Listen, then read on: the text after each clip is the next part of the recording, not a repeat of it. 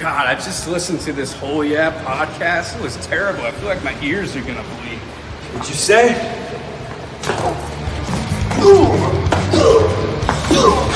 This is Darby Allin, and you're listening to Gimme a Whole Yeah podcast.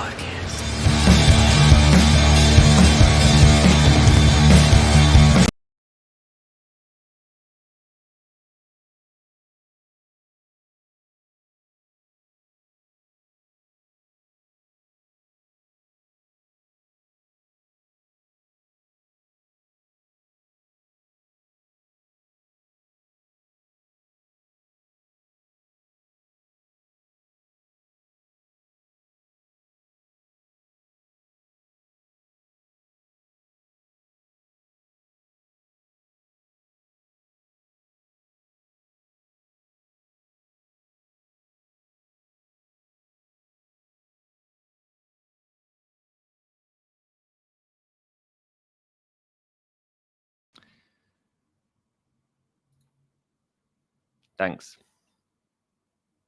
Got to get used to this StreamYard thing. Hello and a very warm welcome to the Gimme a Whole Yeah Wrestling podcast.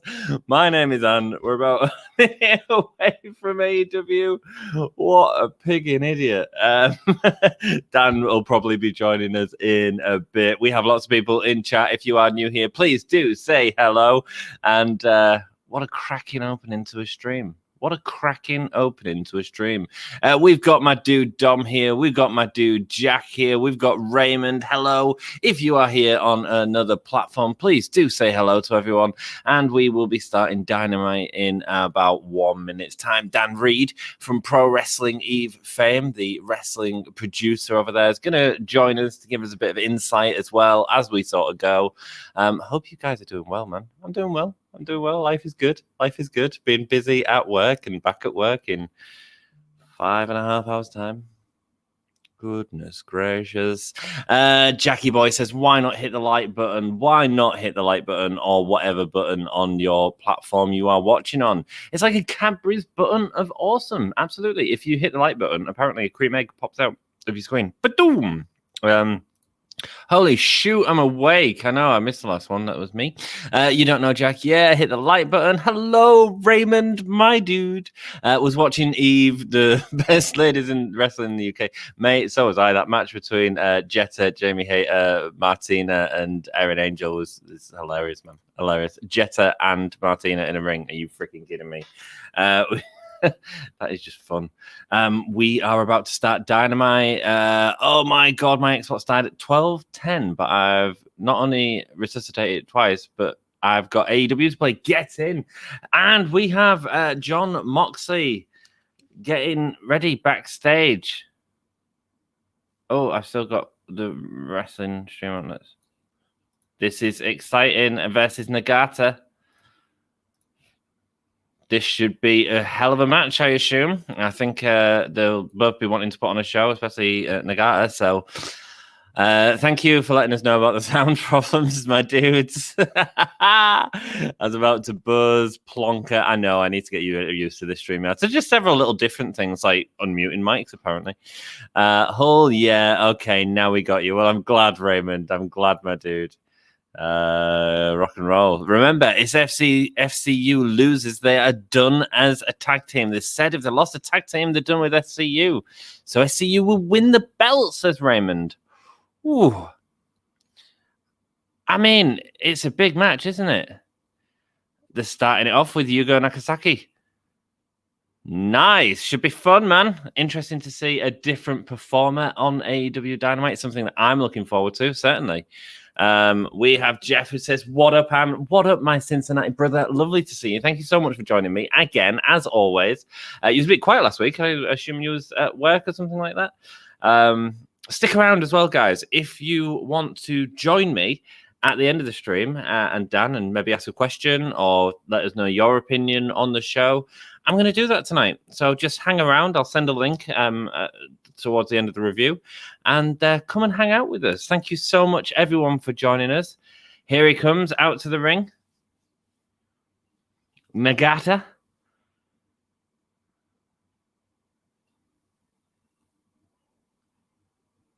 Nice. Should be a good match. I don't know who's going to win this. I don't know if this is a way to get the title onto Yuji Nagata. I don't know if it's a way to get the belt onto him or not. How old is this guy? I don't know, man. I don't know. But certainly in New Japan, they can they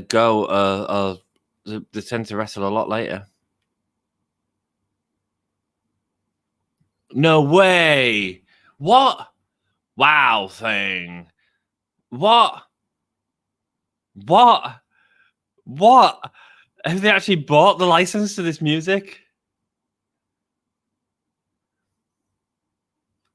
Wow thing. I mean, dudes, this is great. Wow thing. I think I love you. Brilliant. What an awesome start to a show. Didn't expect that at all. The NFC schedule should be any time thing. I can't see AEW having the IWGP US strap. No, man. But he's got the US, he's had the US strap for ages, so it's his fourth defense. It'd be a big way to get it on the belt to him. Wild thing, says Jack. Wild thing. Everyone in chat. Hilarious. You make everything. Dudes, whoever in AEW is buying up these licenses, brilliant. Brilliant. I got a bit of pizza. I'm still eating. How are you all doing? Lovely to see you all. Wild thing, CL. It is the Trogs. I was trying to think who it was. It's the Trogs. That's right. AEW has the Trogs. The Trogs, AEW, are all elite. There we go. Wild thing, CMLB show. That's cool. Yes, it is, man. Yes, it is. Hello, Jake. How are you doing? Lovely to see you, man. Wild thing, Jake Holden is here, ready to mess us all up. How are you doing, mate? Lovely to see you. Thank you so much for it. Wow. Nagata just absolutely gets thrown into the corner and comes right back. A low kick to Moxley, sending him back, and a big boo to the face of Moxley. Clearing out of the ring as Nagata is Rocky Romero. Who is this dude? I've never seen Rocky Romero. I don't watch enough New Japan. Jakey, baby, lovely to see you. Thank you so much for joining me, man. WWE are famous for never buying music rights apart from CM Punk, and they already owned that song. AEW love taking the piss out of WWE. I don't know if it's a piss take. I just think like it makes sense. Like the rights to these songs, like I mean, you could certainly get people to make the songs. Like Edge, obviously with Alter Bridge, that song would have cost them very much to have made at the time, because Alter Bridge were a big deal at the time, and it sort of propelled them and helped everyone out. So, wild thing is that MLB theme show music. Is it really? I didn't know, man. I didn't know. Thanks for letting us know. It's Jeremy, a reigning, defending, undisputed Royal Rumble champion and would-be WrestleMania, if they weren't conspiring against me, champion of the world. Jeremy, there's no conspiracy here, Jeremy. You're a cheat. There's no conspiracy. You're cheating scumbag. Lovely to see you, man. Hope you're doing well, and hope your partner is doing well as well, if you are watching with her. Nagata versus Jon Moxley right now. So we seem to have got a load of new people in chat. Hello. At the end of the stream, it's Lance Archer and Jake Roberts. Jake Roberts looks like he's had a tidy up. He's been to a barber. Wow. As opposed to doing it with his cooking scissors. That is so going on my Spotify gym playlist as Moxley boots into Nagata's chest. Greetings and you wow thing. Hello, Joey. Lovely to see you, mate. Wow thing. Now. Black Hat Jared Reed says, hello, my brother. How are you doing? I'd rather be bowling. Has come back. Welcome back. How are you doing? That is Joey, I think. But hello, greetings. Thanks for watching us on both bloody platforms. You mental. You've got like this open and this open. Cool.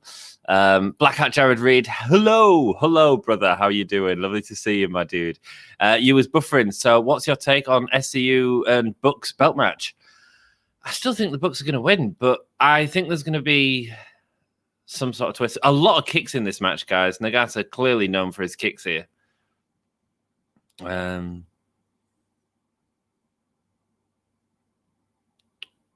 now with a big boot to the corner, picking him up and going for the suplex. 1, 2, and a kick out. What's my... I don't know. I think it's going to be a dodgy finish, is what I think. I think it's too obvious to split SCU up because SCU will win the belts. So weird. Excited, though. Excited. Main event, clearly. Alter Bridge and Motorhead are 5 bands of Doom Jim had on speed dial. Absolutely, man. Some great bands that have been used in WWE in the years. Them and Kid Rock. I'm a cowboy. Jeff Adams says the only way I see Moxley losing this is with shenanigans. Can't see them booking him to lose clean here. It depends. I mean, obviously, New Japan's done sort of half a favor in giving the belt to Jon Moxley because they could have had him not win the belt originally. I don't think people expected him to win the belt initially.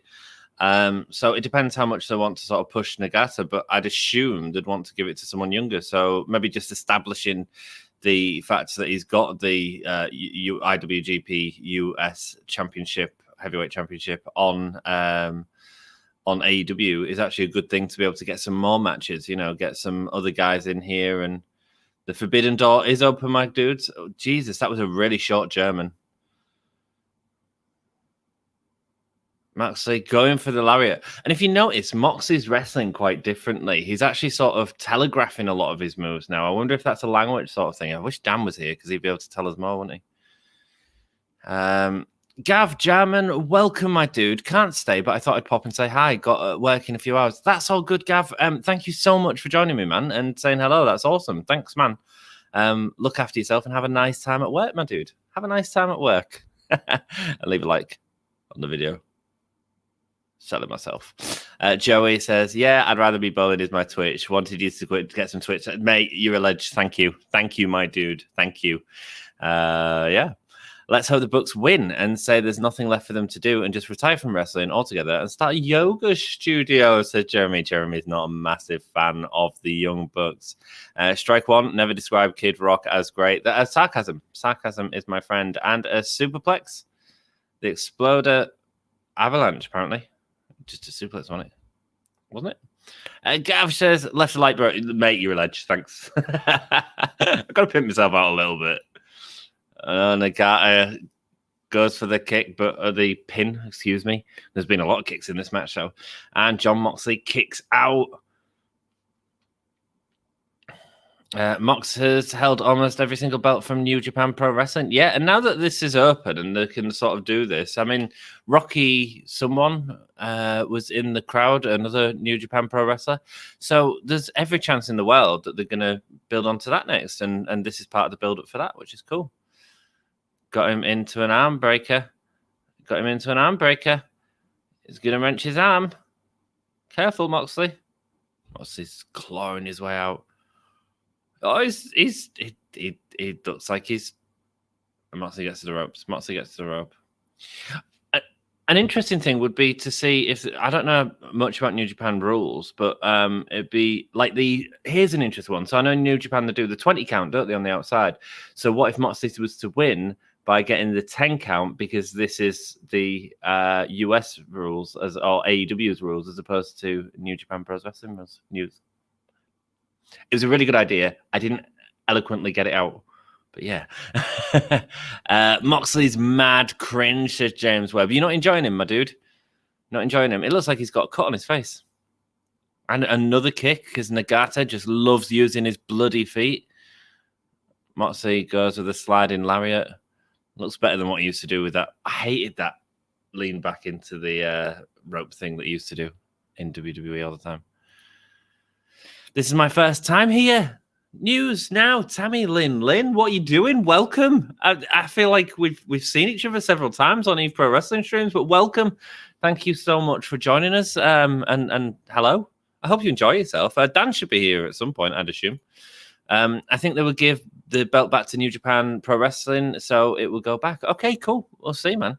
Hit the thumbs up if you haven't. See, news now, Tammy Lynn, first time here, already hitting them YouTube stats. Thank you so much. Welcome news now. What's welcome news? Oh, you got some good news? You got some good news, Jeremy? Welcome news now. Oh, it's news now, Tammy Lynn. That's who he's saying welcome now. And he gets a win. I'm assuming he hit the paradigm shift. That's a good prediction regarding the time limit outside the ring. Yeah, exactly. Like, oh, and how cool would it be to get Red Shoes on one of the shows, like reffing? He's like a sort of very traditional who referees all the really big New Japan matches, and we get to hear Wild Thing again.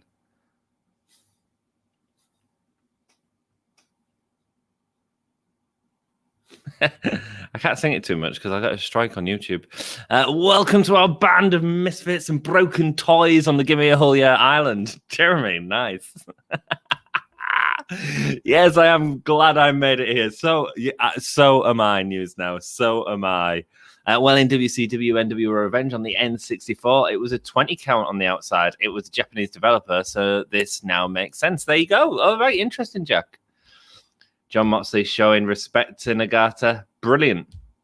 Fun match. I mean, interesting. The sort of kicks, the amount of kicks that happened in that match. What did you guys think from a sort of, it felt like a brawl, didn't it? A different style, you know, and nice to see Moxley wrestling a different style and sort of telegraphing moves a little bit more, which I don't necessarily think is a bad thing all the time, you know? Well, the main event is the Darby Allin versus Miro with Sting. Mate, there's so many matches on tonight's show, right? Just me? Coronation of the Pinnacle. Welcome new people. Absolutely. We've got loads of new people in chat. Thank you so much. I thought I had sub to you, but I checked again and I wasn't sub to you. Well, you are. Welcome. You're a star. Thank you so much. It's lovely. And Raymond's here. Raymond's obviously from the Eve streams as well. So I'm sub now. If Spiders has karaoke, there's loads of wrestling themes I do. I'd happily do Wild Thing, baby. Of course, we've got the match between Pac and Orange Cassidy to see who's fighting at Double or Nothing. Cody Rhodes will make an announcement tonight for Double or Nothing. Here we go. What's next for the Inner Circle?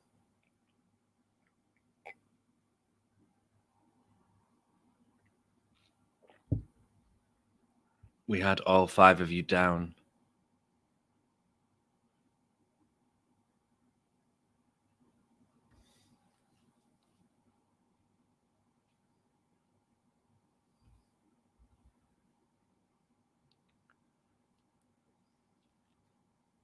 What's he on about? What's he on about a fork for? It was a blade. We all saw it. Oh, Jake's talking. Dangerous.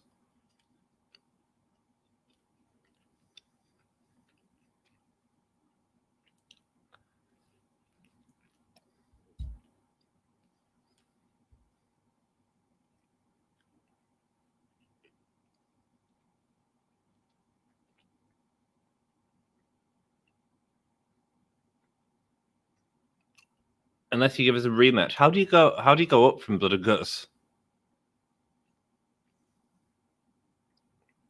Give us a rematch, I'll put you in the grave. To be honest, Jeff says Jake Hager is trying so hard. He was.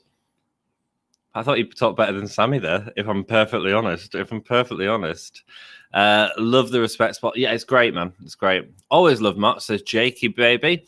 I prefer when it's Jason, but I thought that match was really good. It was proper brawly and fighty and felt hard and felt real. Cody's making an announcement. Hey, I've decided I'm fighting Brock Lesnar at Double or Nothing. Oh my god, there's nothing better than fresh made apple pie and vanilla ice cream. Dude, you're like, wow. You're on it. You are on it. He was better as Dean Ambrose, says Jeremy, my dude, preferring him in his WWE run. In a surprise, the Jericho podcast today was quite good. It was all about blood and guts. I've not heard it, man. Was it good? I'm just seeing if I've got any messages from Dan. I was messaging him earlier. Jake Hager is trying so hard. Yeah, I thought he did well. For real, I thought Sammy was going to laugh at the end. Yeah, he was really trying hard. Hager is not very good on the mic. He needs to just be the muscle. It works for him. I agree with you normally, but I quite enjoyed that personally. Just my opinion. That's all. Great promo from three of the Inner Circle. I agree. Normally his promos are diabolical. We were all agreeing that ending to the Jericho MJF teams match was horrible, right? Yes, it was. It was a really poorly filmed shot, basically. Yeah, cut out. All it had to do is cut out one shot, and it would have been fine. We all know wrestling's not real. We all know that crash pads exist, stuff like that. Just don't show us them as part of the shots, and then show us them in slow motion replay. Very silly, whoever did that, because the match was bloody great. Jade's Cody's entrance is so self-indulgent. FTR, man. FTR rock. It is. Yeah, give this one a listen. I don't like him on the mic, but that's me. Well, no, that's all good. I don't normally like him on the mic, but I actually thought he did a good job there. Thank you so much to everyone who is joining us.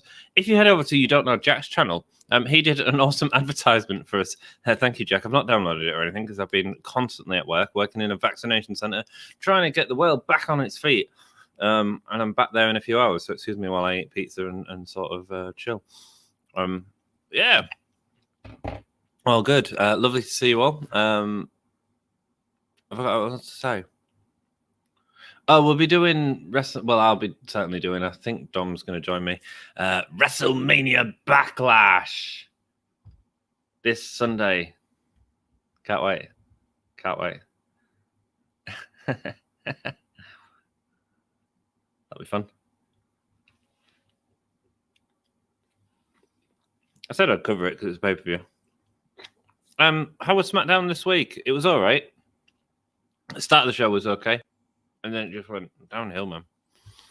The start of the show was really good. Seth Rollins and Cesaro. Really good match. There's a hell of a lot of Roman Reigns on SmackDown at the minute. And if you're not like the biggest Roman Reigns fan in the world, that's 45 minutes of your show that's completely ruined. Is this WrestleMania Night 5? No, that's part of the 5-day WrestleMania that they're doing to him. Made it out of appreciation for how hard Ant's working. Thank you so much, Jackie Boy. I did appreciate it. It made me laugh. SmackDown this week was an affront to God. Wow, Jesus. I don't watch WWE. They suck. I hate Reigns a lot. Right. Before we get into the next match, I've got a very special guest here. A guest that you all know as pro wrestling producer of Eve, Riot Girls of Wrestling, the brilliant Pro Wrestling Eve. Everyone, say hello to my mate, Dan. Hello, Dan. Hello.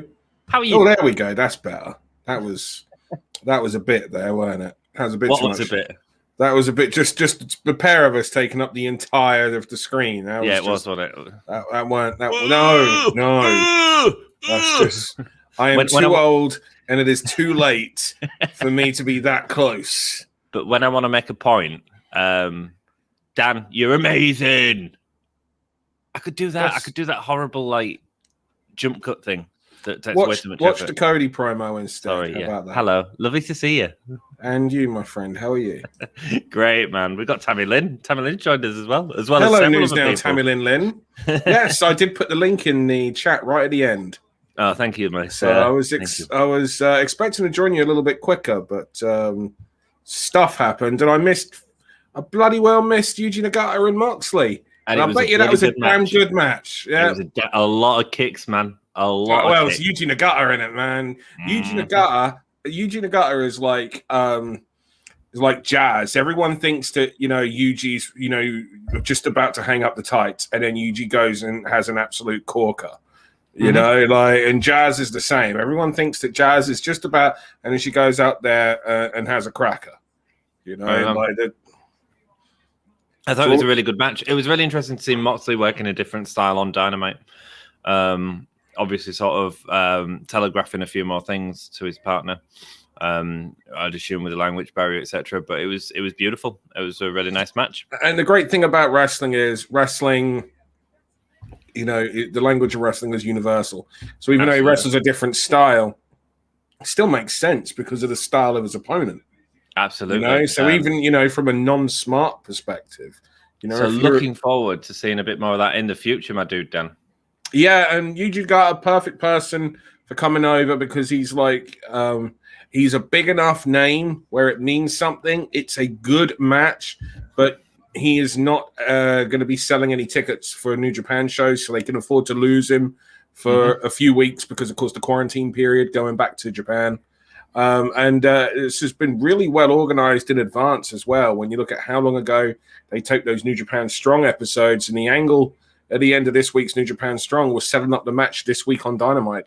And that New Japan Strong match was taped probably months ago, actually. Was it? Yeah. So well done them for getting everything together and, collaborating the way they have. Cody's talking about Britain. Well, he got hit by Anthony Ogogo, didn't he? Of course he did. For putting over Doug Williams. Doug Williams was just mentioned, Dan. Beautiful. He deserves it.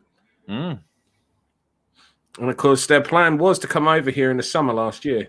Yeah, for Fighter Fest. Which ended up being in the US with no fans.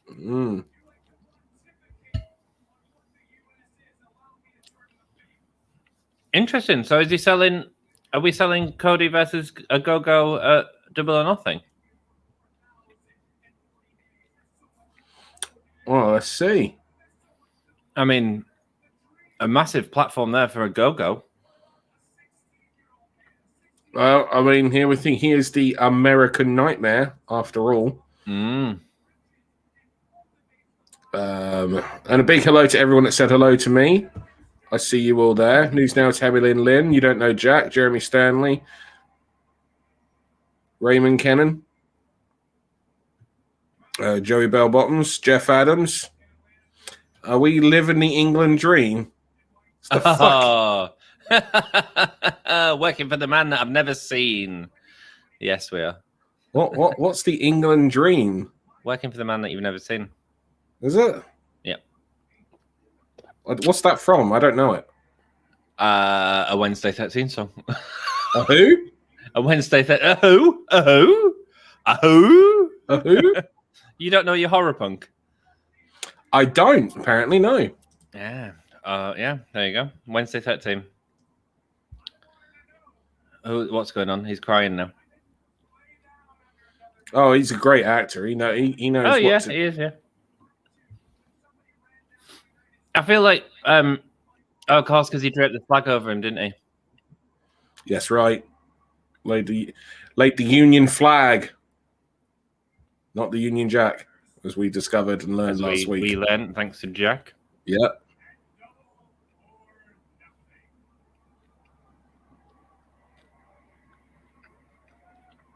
Wow, I mean, a massive opportunity for Ogogo there, Dan. Yeah. Massive. Reigns is the best heel in wrestling. He needs 45 minutes. When he was being shoved down our throats as a face, we wanted this. Now we got it. Yeah. But it is one of them things, Jeremy, where if you're not like big into Reigns, like SmackDown is the Reigns show. It's just a Reigns show. And I don't mind Roman, but I mean, Dan, hi Dan. I'm done with any WWE show after they took back Flair's suspension. That did it for me. There we go. This is the thing, right? They do stuff like that, and then they wonder why people didn't buy into the Daniel Bryan Roman Reigns stipulation. You can't have it both ways. No. It's got to mean something. Or if you do have it both ways, you have to have it that the stipulation that's broken is the rarity, not Absolutely. the stipulation that's kept. No.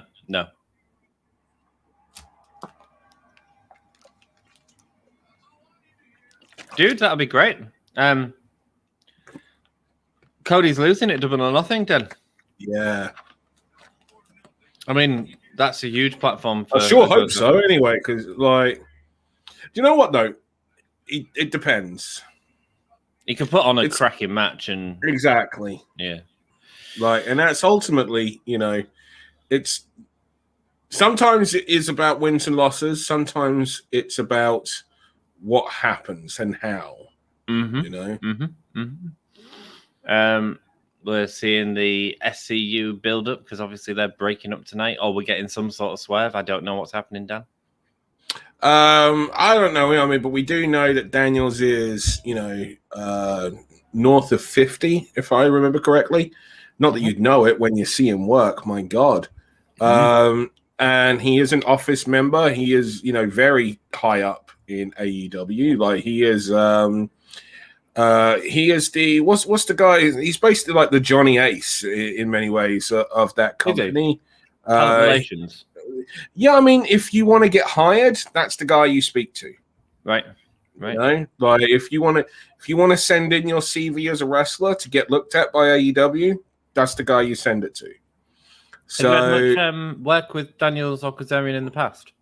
Never worked with Kazarian, have worked with Daniels, yes. Okay, interesting. Back in, not for a number of years, though. When's the last time I worked with Daniels? Cool crumbs. It was a long time ago.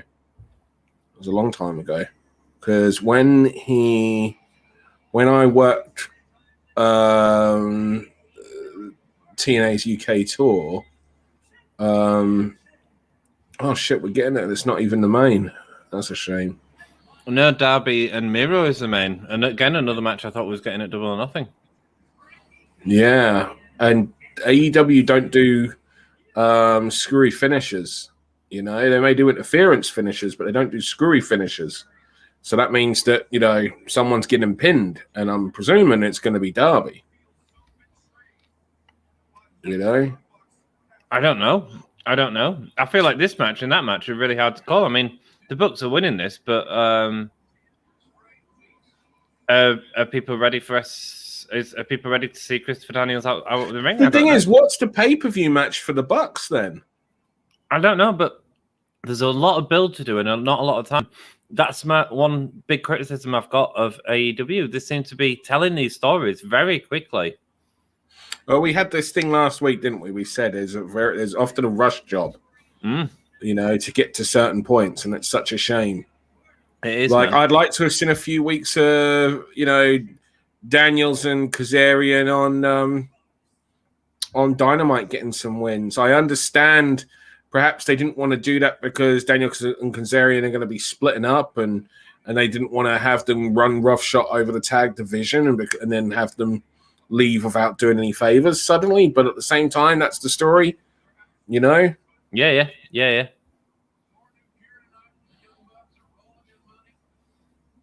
There we go. No Young Bucks. We're getting the streamers now. Don't trust the fans with them, Dan. Set them off with pyro. But it'd only be the wrestlers. But they still have to learn how to throw them, wouldn't they, Dan? Yeah, I mean, was it? Were you watching the stream? Was it the 11-year anniversary stream where we spoke about the fans that tried to throw streamers into the ring for Jada's retirement match? They didn't know how to throw them, so a few people just got pelted in the face with these full freaking rolled up streamers, and it's like just threw toilet roll at someone instead of. It's like, my goodness, toilet roll would have been a lot softer. Streamers are a lot more narrow and smaller and heavier, So. Yeah, man. You didn't much trust Dan. It was just kick, and then when he thought it was over, kick. A lot of kicks in that match. Who in the world is Chris Brook? Dan, do you know Chris Brook? I don't know Chris Brook. I know Chris Brooks. Chris Brooks. And he is a British wrestler who found himself living in Japan because of the pandemic. He was over there at the time when the pandemic started, and he was like, guess I'm staying then. And he is... been staying ever since. Yeah, basically. I mean, he is a title holder over in DDT, and he is a regular for Choco Pro. And runs a promotion here in the UK when he's in the UK, when shows are able to happen. So well, there we go. And Tammy Lynn also says about the same Joshi wrestler. He's not a Joshi. Oh, that's an in-joke. And makes Reigns look like a simp when it comes to wrestling and being a heel. Well, Jeremy says when he makes it to WWE, let me know. He turned down WWE, Jeremy, and that's a shoot. I can tell you that. Yeah, I can tell you that, and that's. Don't think he'll be annoyed at me for saying that. I think that's quite well known. There you go. There you go. Insight. there was a number of wrestlers on the independent scene who turned down WWE. There's far more, who turned down WWE than people realize. This is, people have got to get over that go to WWE thing, to make it. There's a lot of people making a lot more money elsewhere. Look, WWE is a great place for money, and there's also a number of people who just basically want to be happy, and they're like, that's not where I'm going to be happy. Well, as long as it all depends on what people want, doesn't it? Yeah, exactly. But any sort of competition is good. Lovely. Timing. These guys are so good. All four of these guys. SCU, that was great. The stomp section. After 4 years of a Trumpster fire, I could use a different plot line than dealing with one nationalism. You guys live in the England dream, absolutely. Jesus H, this promo is all the excellent. England dream is what Cody just said. Yes. Cody is such a good promo. Such a good promo. Yeah, Cody is. I hate, I'm not a nationalist. When people say, "Are you proud of being from Britain?" No.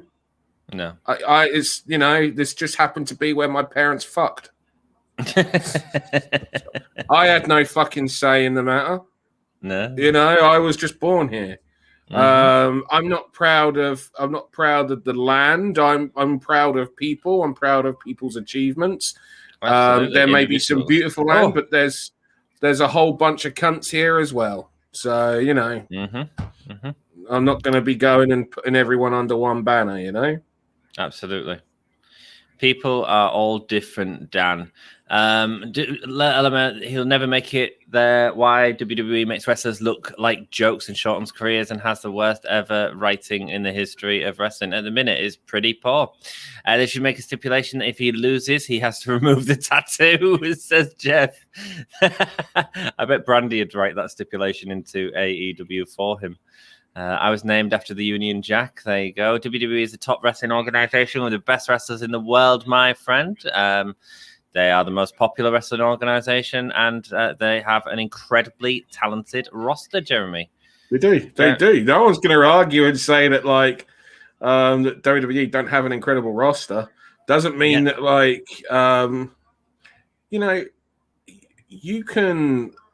you can love you can be, let's say you're a football fan and you love Liverpool Football Club. Mm-hmm. It doesn't mean that you're going to want to accept a job at Liverpool Football Club. That doesn't mean if you're a player, you might want this, you might not want to play for Liverpool because you might not like the manager and the person calling the shots. Mm-hmm. And if you don't like the person calling the shots, if you don't like the person that's running the team, as much as you grew up a Liverpool supporter, why would you go and play there? You're not going to be happy. You're going to be miserable. Mm-hmm. Doesn't mean that you don't, have an affinity for the club. It doesn't mean that you don't, wish well upon the club. It doesn't mean that you like to see the club, doing well. It's just that it ain't for you. You ain't going to be happy there.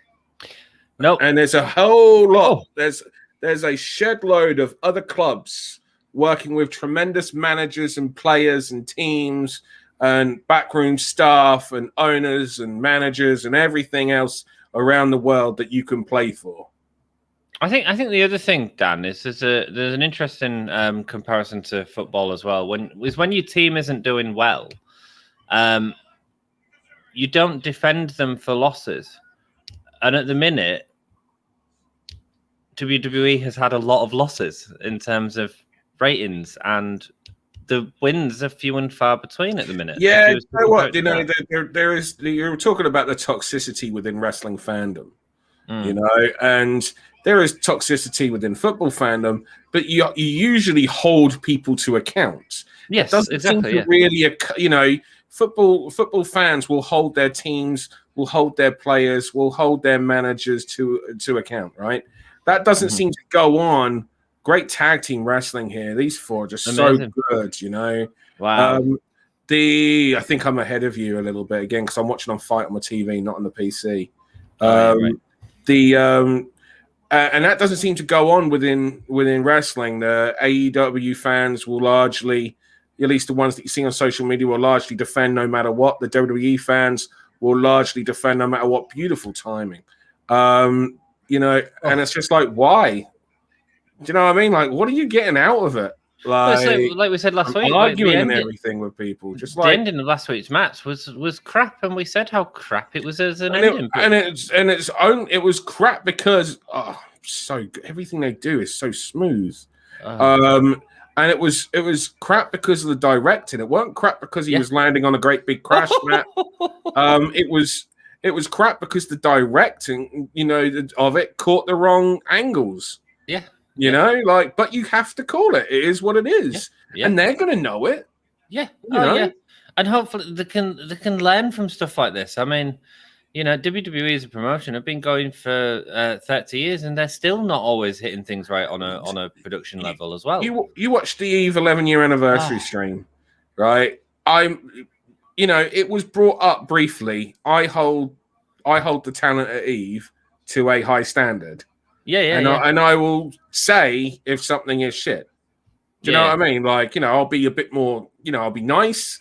And, you know, I won't just go, that was shit, that was. Do you know what I mean? Because that don't get anyone anywhere. I'll be constructive about it and explain why this didn't work and, you know, go from there and what we should have done, what should have been done. Or, do you know what I mean?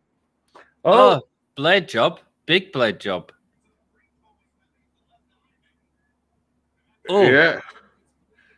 That's not a blade job, that's hardware, I think. Possible. I mean, if it's around the eye, yeah, you wouldn't do it. But I mean, whether or not it was purposely hard weight, I don't know.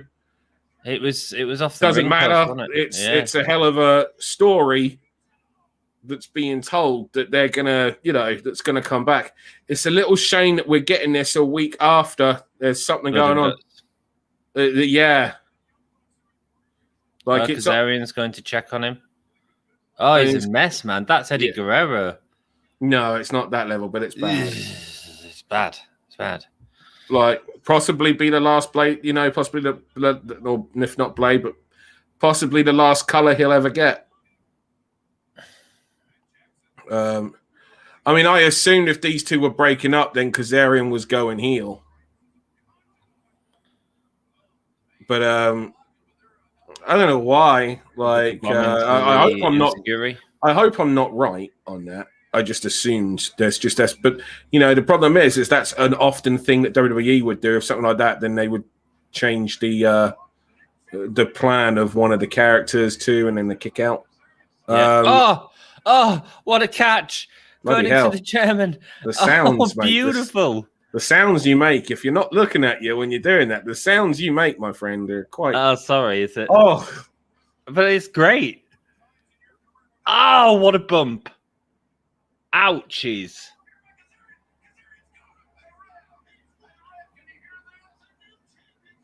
Kazarian gets the pin. This match is this show is fucking pay-per-view level. So far, man. I don't see it planned for the main event. Well, you know, that's still a pay-per-view match. Absolutely, but when you consider the last two matches that we watched, he's got him a bit low. He's got a. There we go. Got him. Styles clash from Kazarian. Are we getting a pin here? Well, that's a throw because of the fact, you know, they're all mates, you know. There's that throw back there. Yeah. So, this is a hell of a match, hell of a story, because we've still got to see Daniels in some form. Guys, we'll get to your comments in a minute. Sorry, it's just bloody brilliant match. Counter. Going for the cut. No, super kick. Oh, the details. Going with the pile driver. And the knee strike. And here he is. And he saves the day. Even though there's jam all over the floor of the ringside. Yeah, there's so much. Angel Wings takes him out. Bringing over Kazarian for the tag. Are you mad? Are you mad? Look at you. You're mad. Oh, he's barely standing on his feet. It gets speared. Wow, really trying to split him up and more there, Dan. There's such a that this is such a great match. You know, Blood and Christopher Daniels all over Matt Jackson. This is such a pay-per-view show. It's unreal. Absolutely. Super kick. Going for the angel wings again. Oh, they're so annoying as heels, the Young Bucks, Dan. They're great. They're great. Yeah. Absolutely great. Look at that. Look at that view. What a great. It's a shame he wasn't wearing more white trainers. It's the Jordans, isn't it? Yeah. I'm just saying in general, you know, like, but it's such a great, it's a shame it's like red and black, but at least it's got the white trim as well. But in general, they're like £3,000 second hand. They're doing the piss take.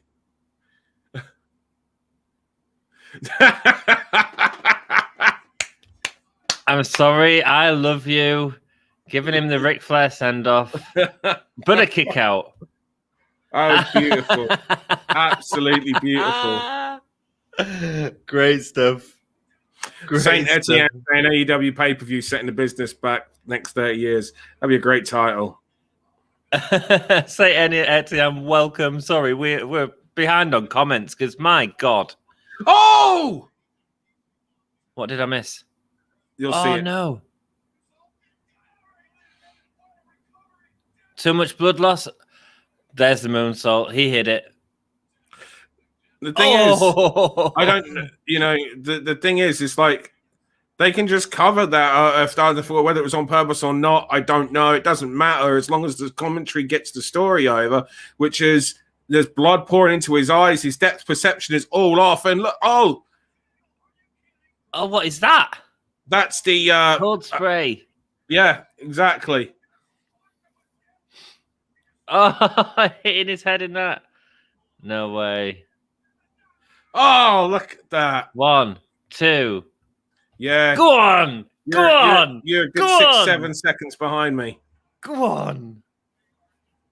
This is a pay-per-view match. What the hell have they got planned for the pay-per-view? I wonder when the ad breaks was, because Jesus Christ, this has been... Yeah, we haven't had an ad break because we're watching on Fight. And, oh, come on, guys, seriously. No. Oh, man, the way his head moved. Kazarian going in. Gets a pin. Like, this is... what have they got planned for the pay-per-view? Matt Jackson on fire there, man. What a star in that match. Oh, all of them, though. All of them. Oh, yeah, absolutely, yeah.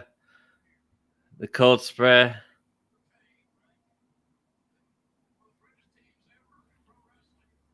Christopher Daniels, a bloody mess in the ring. Kazarian shocked.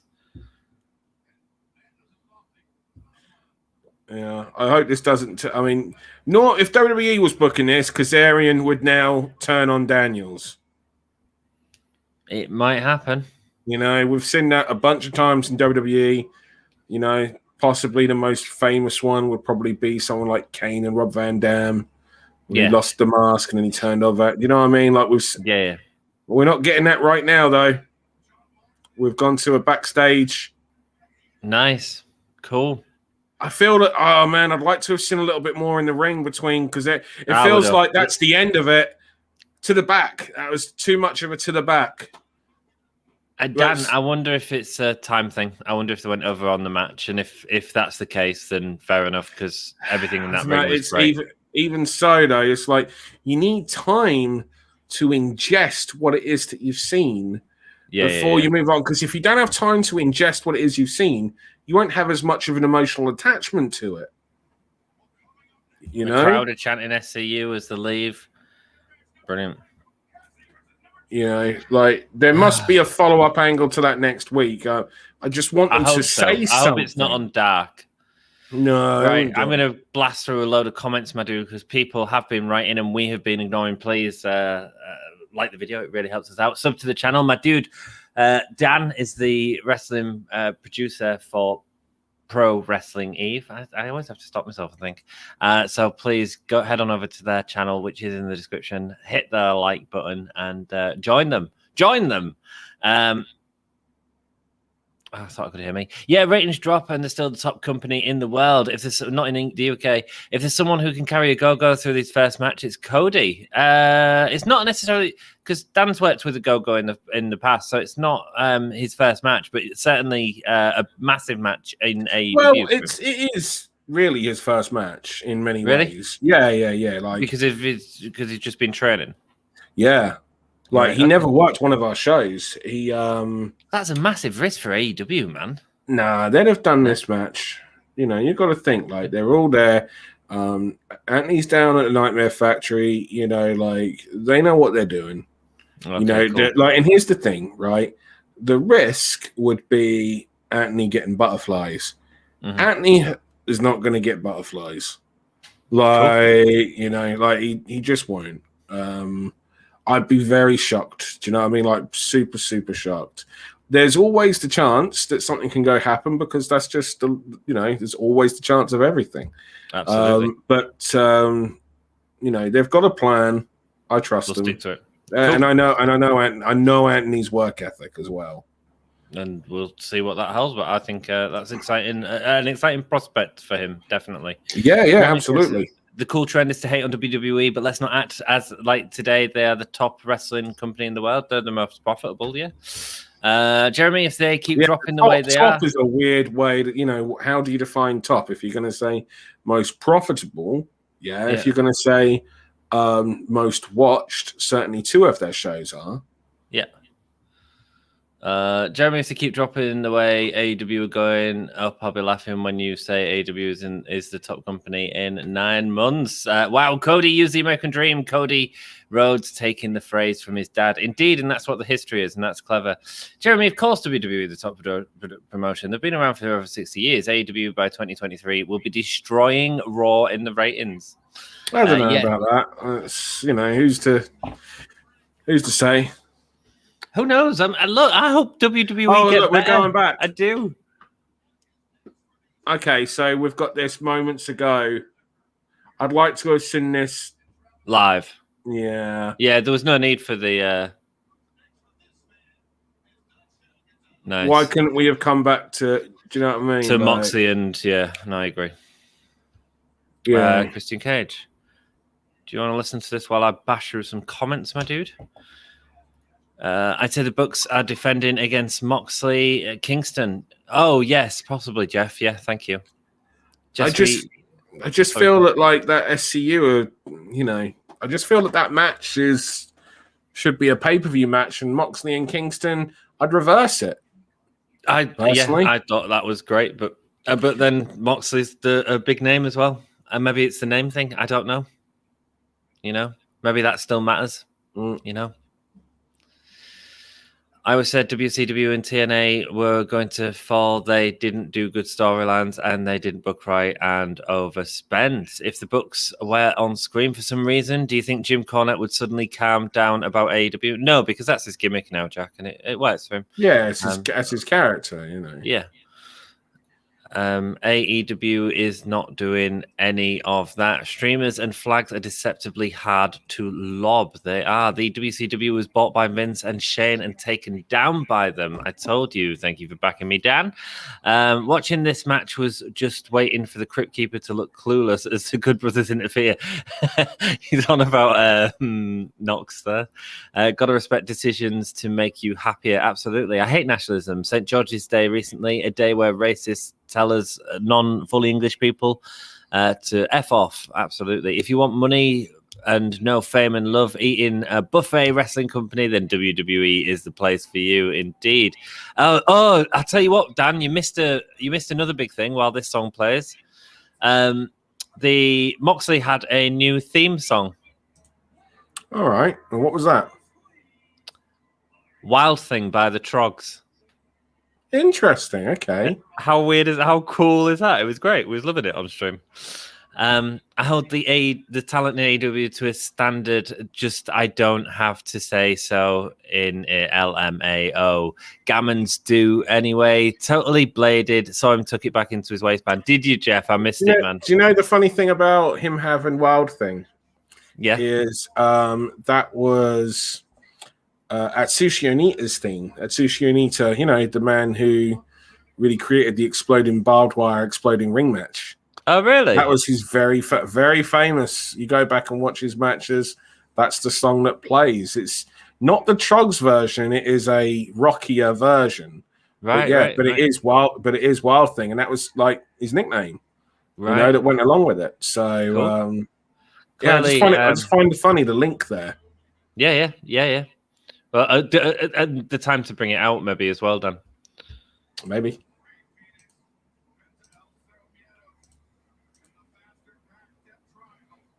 Is this Pendulum?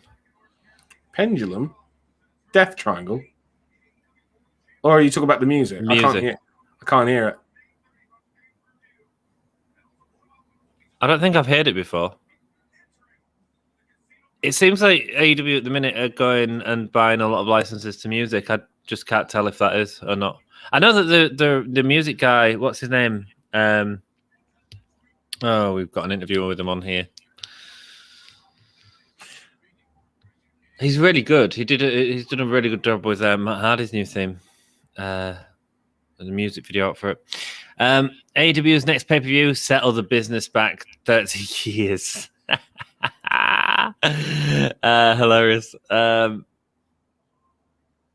camera shot in BNG was regrettable, but Kevin Dunn has been directing WWE longer than I've been alive, and in my experience directing live TV and uni and my studies beyond it. It's a mistake. WWE make their mistakes, but it is getting a bit repetitive now. We've seen it a few times with production mistakes. The wrestling's been great, but production mistakes have been big in AEW, and they need to resolve it.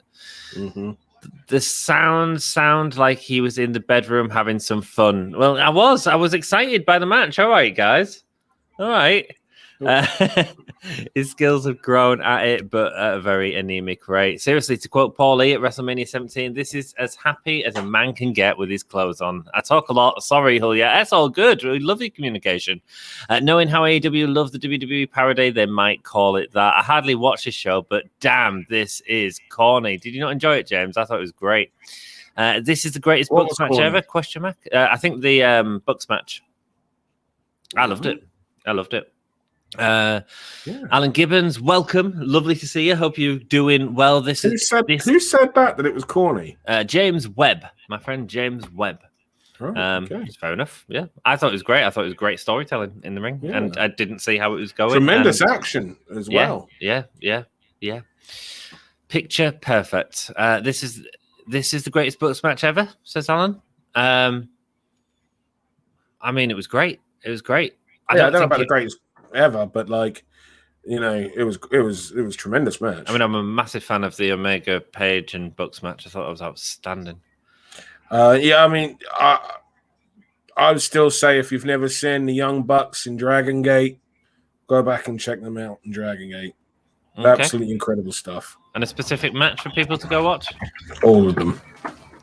Okay, cool. Yeah. Anything that the Bucks did, if it involved, Jesus, just like they were working with guys like Dragon Kid a lot. They were just working with all the top guys, and it's just check it out. This might be one of the best matches I've seen in a while. Arguably the best of the year.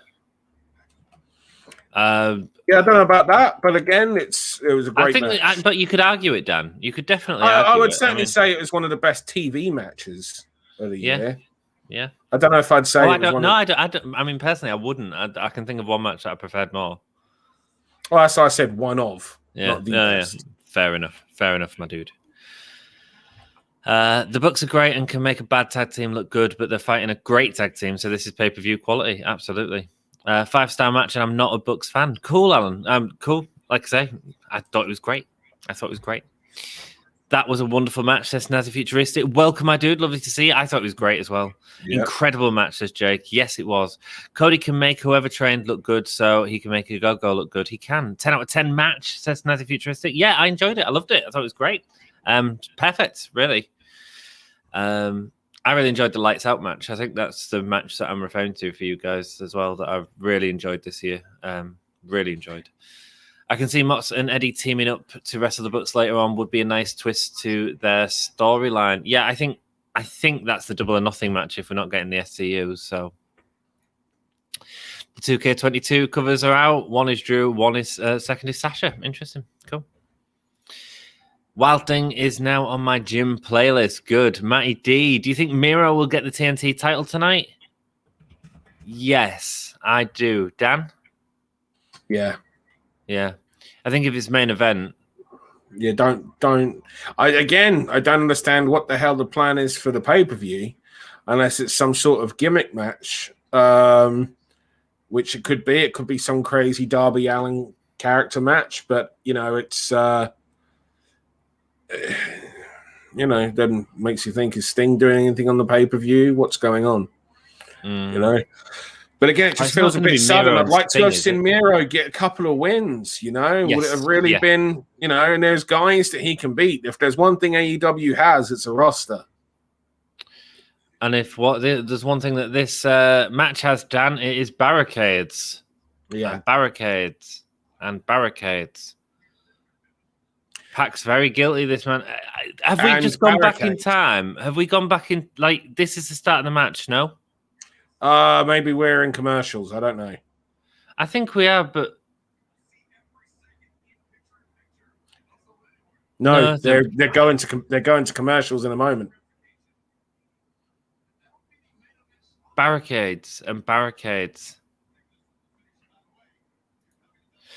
If I could get a licensed track as my entrance, it'd be Ty Cobb by Soundgarden. Good one, Jackie boy. Good track, my dude. LMAO. Corny, and I did not know you have an Xbox. I don't have an Xbox, Ivan. Lovely to see you, mate. How are you doing? That's Jack. It's Jack that has an Xbox. Orange has got a red face.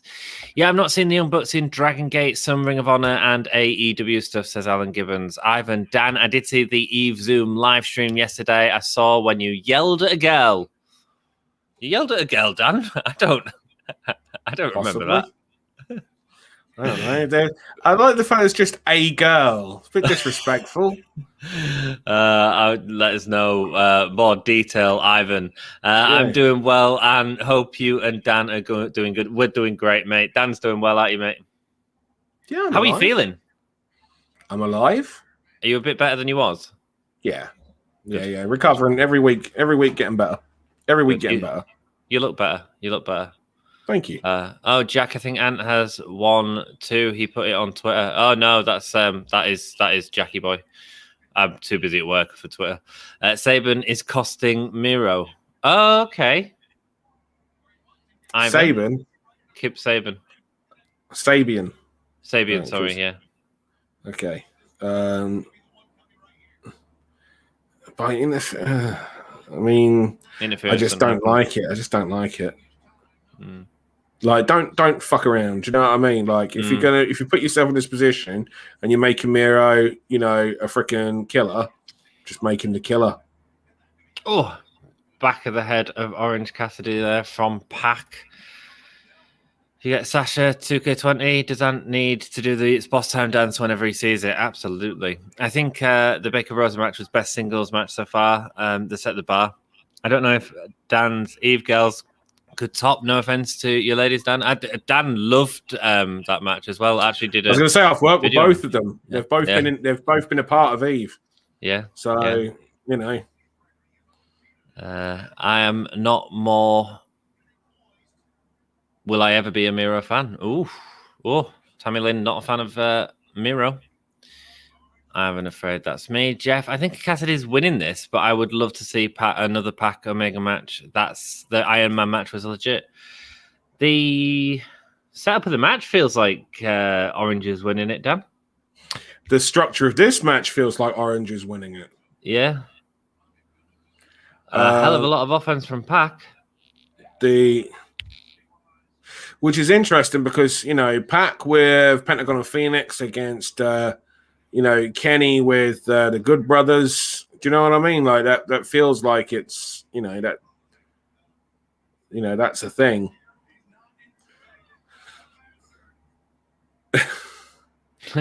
This is I love the fact that instead of rolling away this time, he rolls under the turnbuckle, and no wrestler knows what to do with that.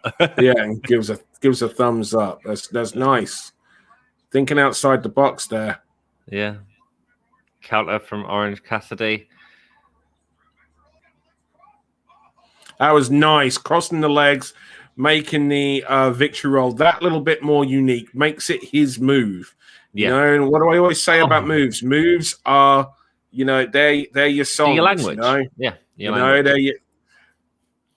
Oh, Liger Bomb. Oh, but he struggled to get out of that. Does he hurt? That was... He's taken...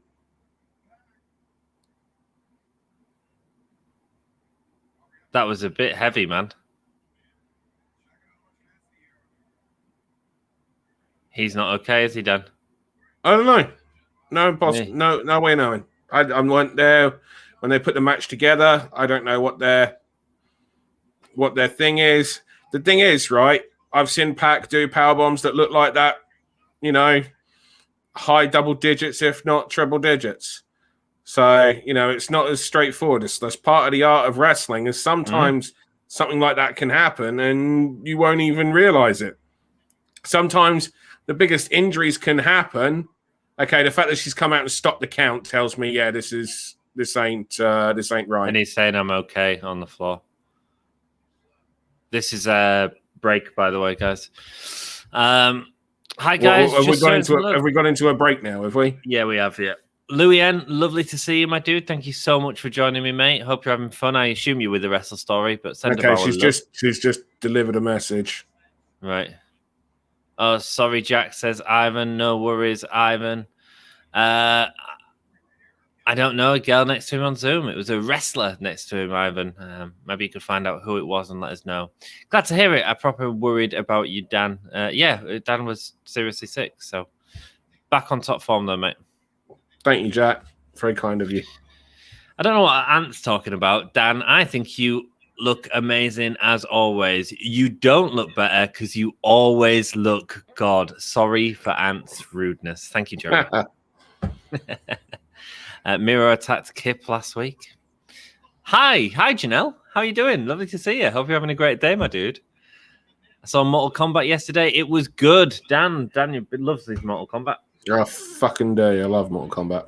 Have you rewatched it since last week yet? No, I've only seen it twice. So if I had the time, I'd happily watch it a third time. It's one of those films where it's just like, yes, the opening is strong. Yes, the end is strong. Yes, the exposition is sudden and some bits in the middle could be better. But it's fucking fun. What are you after? Yeah. Yeah.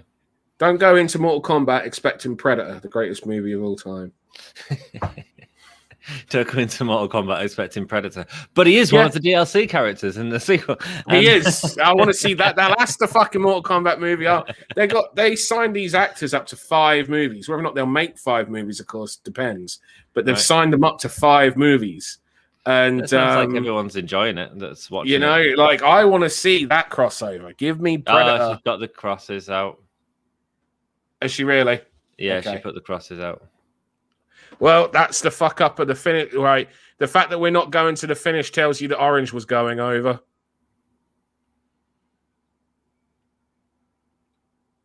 Oh, dear.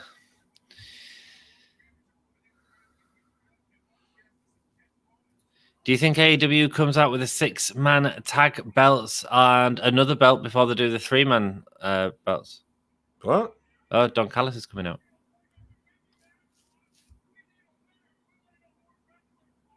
Oh, this is great thinking on the fly. Let's roll up. Oh, and then Orange crawls over. Orange crawls over. If this is all thinking on the fly, freaking give those people a hand. Kenny Omega attacks Pac from behind. This is...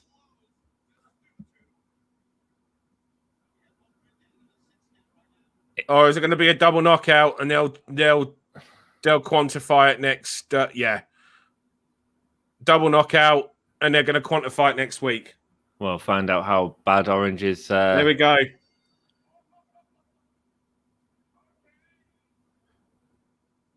Wow, damn. Well, clever. Do you know what?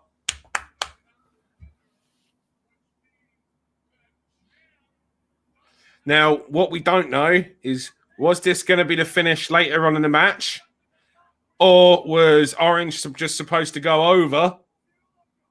And that's why they were kind of like lost on what to do, and they came up with this in the interim.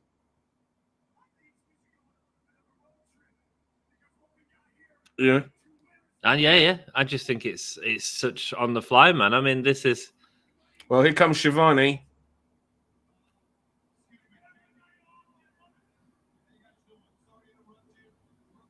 Okay, here we go. Schiavone's coming out.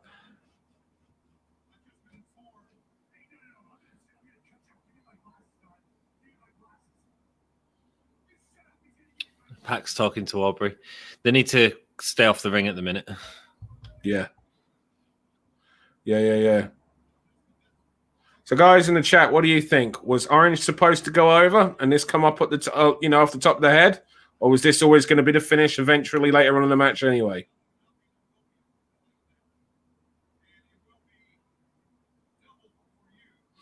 It's going to be a three-way.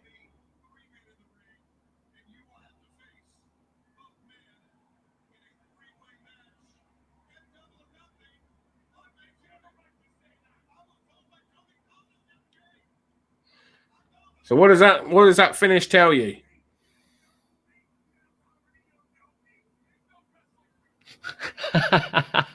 You don't know me. You don't know me. You got no power over me. Brilliant.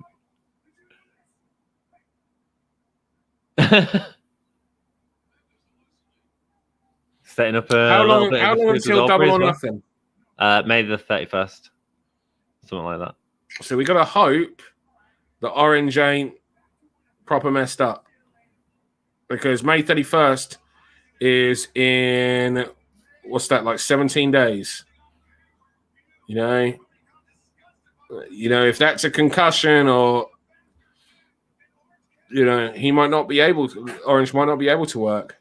No, I've got to be honest. Orange Cassidy versus Pac versus Kenny Omega, whilst it will be a very good match, is actually the least interesting of the variants for me. Yeah, I agree. Now, admittedly, I hate triple threat matches. The Moxleys and that's whose room there was trashing up earlier when we actually should have been watching SCU. I think it was obvious that's who Rooney was trashing it up. I wasn't really thinking, because I was just still excited by what I'd just seen, and was like, why am I watching them trash up a room? I didn't even occur to me to think about whose room they were trashing up, because I was still on that moment, Dan, I'm glad you're getting Brett Bro. My favorite character is Cole in the movie. Dan Cole from the movie is English, right? Dan, hope he will. The guy in the opening fight with Cole with Cole Young, that's in the opening MMA fight with Cole Young. He was a regular down at the Resistance Gallery. Trains in Bethnal Green, where we are, and good friends with Eve trainer Greg Burridge. Nice. So that was nice. It's one of those things you don't always expect to have a link to something. Mortal Kombat. No, exactly, but we do. Nice, nice. Crazy to think that that's the case. There's it's a small world anyway, Dan. It is a real small world. Well, we know some of the same people, don't we, Dan? And yeah. So, Dan, hope he will be okay. He's one of my faves. Predator only film with 2 future governors, and I will go back to work serving customers and only quote that slice of fried gold. Well, slice of fried gold. Nice line there as well. It's a Predator thing, is it? No, it's not Predator. How's that for a slice of fried gold? It's another. See if anyone else gets that. Let us know in chat because I ain't getting it. Kenny is an ugly-looking thing. A quote from Predator. Well, that's a very. I mean, you've twisted the quote. That's an adjusted quote. Triple threat, says Jeff. Yeah, it seems that way. It was a fly by the pants move, I think. Yeah, the cross is going up. I think they're trying to cover the best they can. It might have been supposed to happen a bit later. Orange Cassidy was supposed to go over and win the AEW title. That wasn't going to happen either. No, sup, guys. How is AEW? Lovely to see you, Alex. Thank you so much for joining us. How is AEW? Absolutely amazing. Amazing. Yep. So far. And it won't not be because it's that tag match was just worth the price of admission. It was and match. I didn't see the opener, but I'm willing to bet that was, it was great. Yeah. A good kicky fight. May the 30th for Double or Nothing. Did I say 31st? Sorry. AEW first three-way match for the belt. Don't like three-ways, period, but Orange was getting over. Yeah, true. And Jack Ant was wrong. I'm always wrong. I was just typing that I hate triple threat matches. Yeah, Ant was, but didn't mean it. Bethnal Green is where my nan was from and where my favorite boss was from. That's cool. They should put you as Kano. That's my stomping ground, Bethnal Green. Love that place. Bethnal Green. Gonna miss being there, to be honest. Miss being there? Well, Resgal. Oh, okay. So, yeah, no, love Bethnal Do people Green. know about that, yeah? Yeah, that's public. Oh, do they? Very cool. But I just wondered if you just announced something, because those of you that enjoy Eve, Dan does frequently drop bombshells on here and massive announcements like that. Sometimes without even realizing.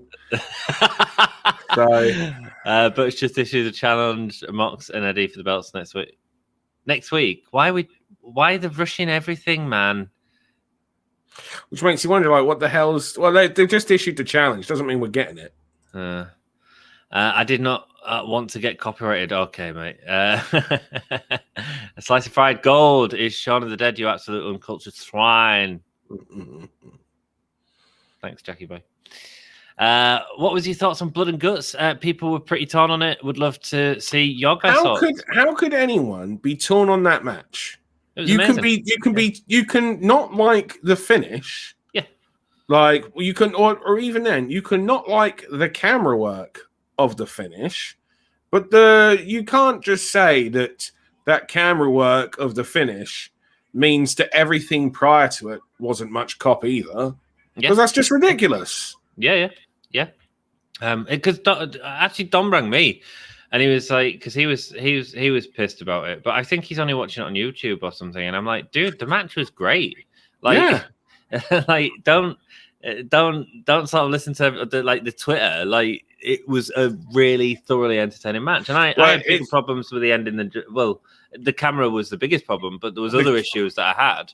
But we went into that in a review last week, Alex. If you want to check out that video. The other thing is like it comes back to what I was saying was as well, like last time, on the Eve anniversary stream when I was talking about this Sami Zayn Debbie Sharp match, which is that match is an extremely important match in Eve's history, because that's the show where all of a sudden we had news crews turn up, celebrities turn up, it was just mental. And as proof of the War Games match from last week, if you screwed the ending up, that's all people talk about.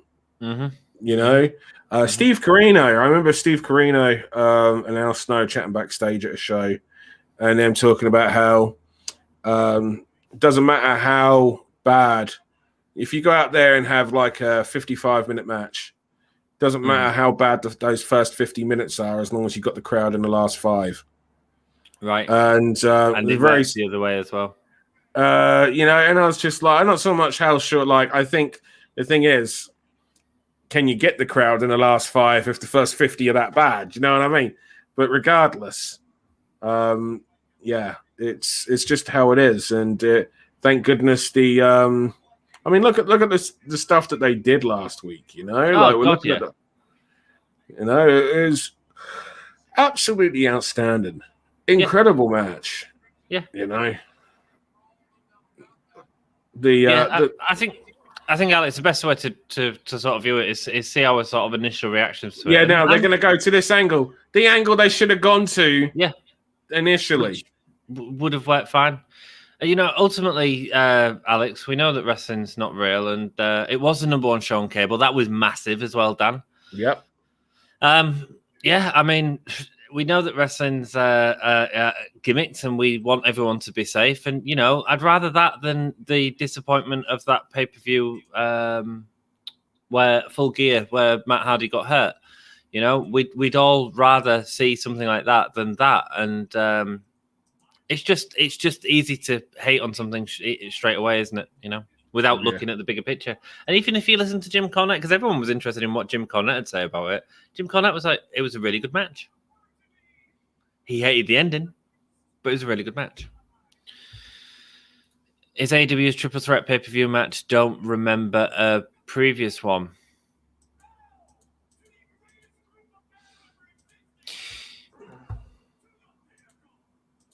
I mean, I don't, but that don't, What?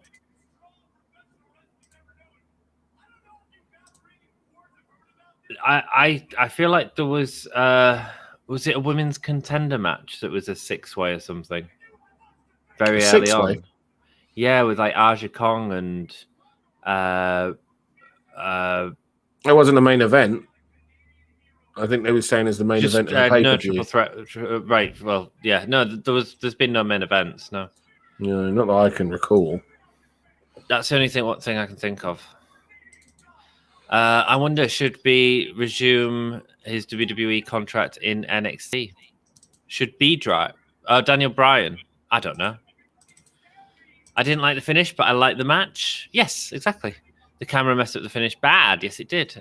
Glenn Hunt says backstage at AEW, one WWE superstar, 2 Big E, and Daniel Bryan single contract for AEW tonight. Spoiler, AEW Dynamite. What? I can't see Daniel Bryan being in AEW. I don't think WWE would let that happen.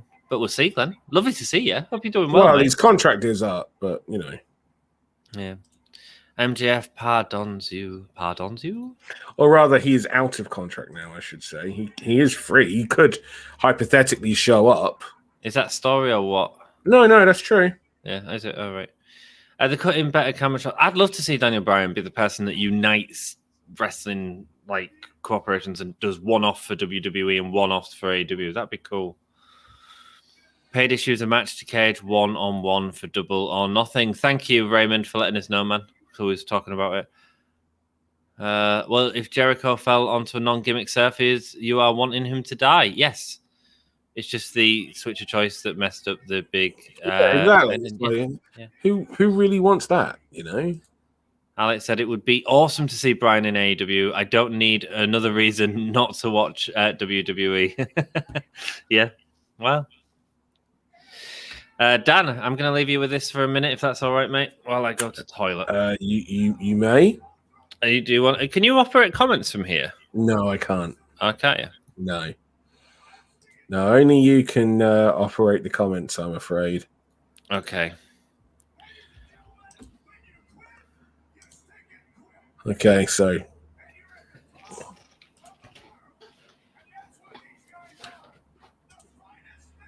we just got a promo. Waiting for someone to interrupt, I should say. Could Daniel Bryan be in NXT UK? Is that what you're asking, Jack? Can you just confirm that for us? Hold on, I'll just screw up. D-Bright resuming still your contract in NXT UK. The issue is, it's the flights, isn't it? Could he be in NXT UK? Yeah. However, the taping schedule would mean him being over here for a fair few days. At the moment, if he was to come over here, he would need to quarantine for 10 days. I don't know what the situation is flying back, but I don't believe there's any direct flights. And he ain't going to want to be away from his kids, for that long. So that ain't happening. Thank you very much, News Now, Tammy Lin. Greatly appreciated. So, Daniel Bryan to NXT UK once the flights resume. Even so, he's got to be over here for too long because he's got to come over here for part of the training for the rehearsals of the matches, and then he's got to be here for the actual couple of days of tapings, and then flying home. Why would he want to, leave home for 2 weeks every 4 to 6 weeks? He ain't going to want to do that. Oh, here we go.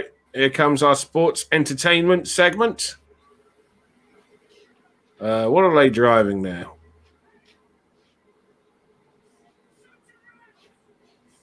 Who's a little bit of the? Oh, they're going to do their little bit of the. They're going to. This is them doing their beer bash, but it's a little bit of the bubbly. I really hope this works and doesn't just dribble out the end. This needs to come out at some freaking force because they're redoing. This is all you're going to see on Twitter afterwards, folks. AEW rehashing WWE storylines. Whether you agree with it, you don't agree with it, this is just literally what social media is going to be.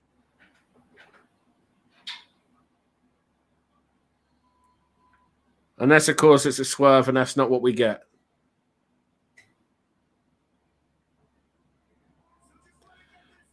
I mean, if they're that worried about getting hit, hypothetical, just get out of the ring. Just walk to the back of the ring and leave. But then the movie can't happen. So, that's why.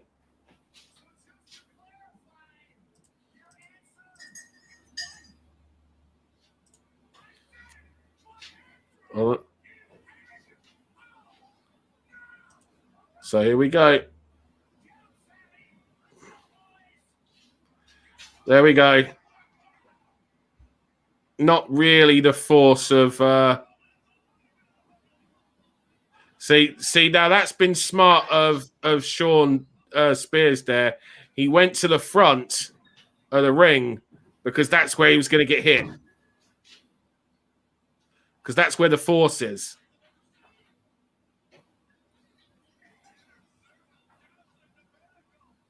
They needed to have been a fair whack closer. It's going to be time to change that canvas as well. But yeah, get ready on social media. Like, that's literally what tomorrow's... All it's going to be after this show and tomorrow. If it does a good rating, it'll be they did a good rating because they copied the WWE angle from 20 years ago. If it doesn't do a good rating, it's going to be AEW couldn't even do a good rating copying WWE's hit stuff from 20 years ago.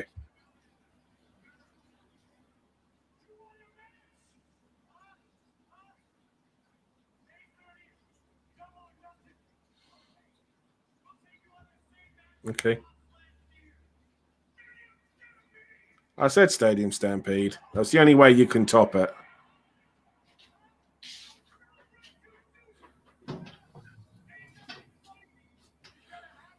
So does that mean it's going to be... So where is Double or Nothing happening? Is that not at a venue? Is that at a venue with fans, or is that being taped at Jacksonville? At Daly's place? He's back. I got you on my ears. Oh, he looks wet. That's what... Yep. Jericho's back already. Well, he's selling it. He's all cast up, but he's got a fight in 2 weeks' time. What did they shoot at him? The bubbly. Oh, a little bit of the bubbly. Very good. Yeah, it was the Steve Austin, Kurt Angle, Steve Austin, Vince McMahon, Kurt Angle, Steve Austin, WWF skit. So that's all you're going to see on social media now, is everyone saying AEW copying WWF stuff from 20 years ago. In that wrestling. And the thing is, it didn't work as well because when they came out, I was just like, I really hope that hose has got some power on it. And it took a little bit to get the hose going, and it didn't really get... Like, it would only get to, like, the first half of the ring. So bless them. They all kind of fed to the front of the ring, but the truck needed to be closer, or it needed to be stronger. Do you know what I mean? And this is the All thing. stuff Like that when should have been AEW checked. does this kind of stuff, it just like if you're gonna do this shit, you have to do it better. You have to try it. You can't even do it as Rehearse. well as you have to do it better. And anything less than better is a failure, and that wasn't even as good. There we go. No, and even looking at the vehicle used, I mean, both the it was the vehicle I think that made the Stone Cold and Kurt thing so good. You know, I mean, it was a full on milk truck or beer van. You know, it was great. Well, I mean, that was still, it was the gimmick what it was, but it's still, do you know what I mean? It just if you're gonna do something that's already been done, you either have to, it's either a parody, you know, or it's better. And that's it. Those are your only options. So now it's Stadium Stampede. Now, if that's to the show, Double or Nothing, is that what it is? Yeah. Cool. So, well, I said to you, didn't I? I was like, if they're doing War Games now, the only thing bigger is Stadium Stampede. But the thing is that match, you know, means that's going to be a pre-tape. So that means that the fans aren't going to get to see that match. Because that's, well, I mean, unless the show is in a football stadium. Well, it is. if it's at Daly's place, they could. But I don't think the comments are saying that's not. Although Raymond's just said I haven't heard where Double or Nothing's going to be held yet. Well, if it was at Daly's place, which I believe it is, because I don't think touring starts till July. So if it is at Daly's place, they do have the Jaguars. Yeah, no, it is. It's at Daly's place. Just searched. So they can. So there you go. Do the match there, and then they could maybe the reason we're getting this Darby Miro thing now is so that they can do a cinematic Darby Miro match because or Sting Miro. Yeah, maybe. And at that point, transfer the audience to the stadium. I mean, 20 minutes seems a reasonable amount of time to get people in there. Yep.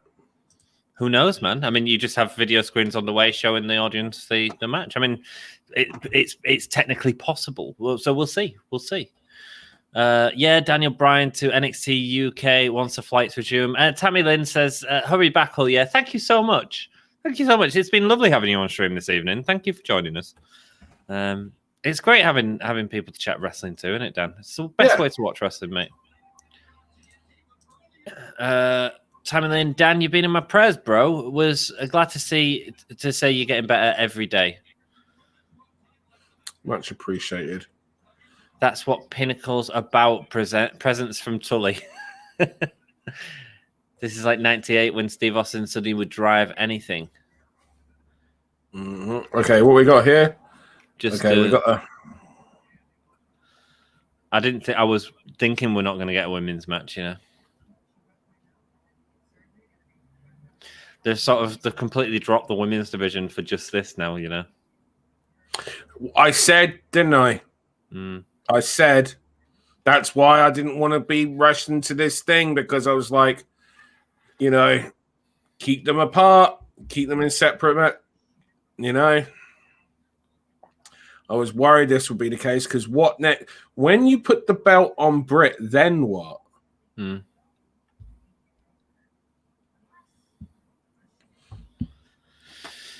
Vince swimming gifts incoming. Absolutely. Hit the thumbs up if you haven't. Thank you, Tammy Lynn.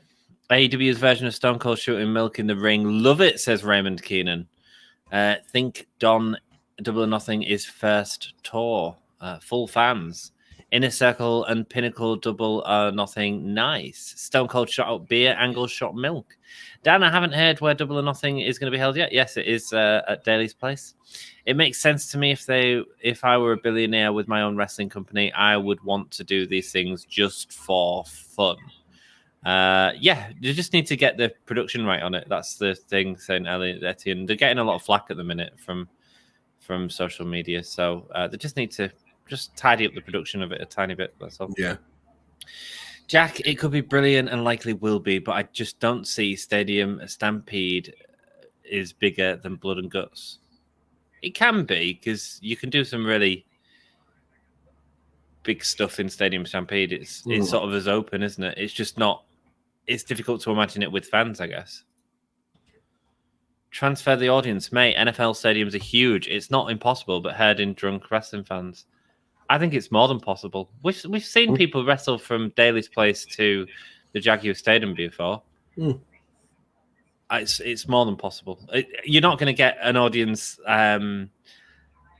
in all over the ring, but you use the angles to correctly, which they might not do because of production issues that we said. But it's absolutely possible to get the audience in one block of the Jaguar Stadium. Dan and Ann, do you all think Baker will take the belt at Double or Nothing? Is Baker ready in yours opinion? Dan, go you first. Sadly, yeah. It's not the... I just think it's all a bit... I mean, I'm assuming we're getting Thunder Rosa on the TV now to set up Thunder Rosa challenging Britt Baker. You know? Is this another squash match? Is this our competitive women's... Yeah. This is the first time we've seen Britt Baker at Thunder Rosa since that incredible Lights Out match, which Thunder Rosa won. Yep. And hasn't been established at all on AEW TV.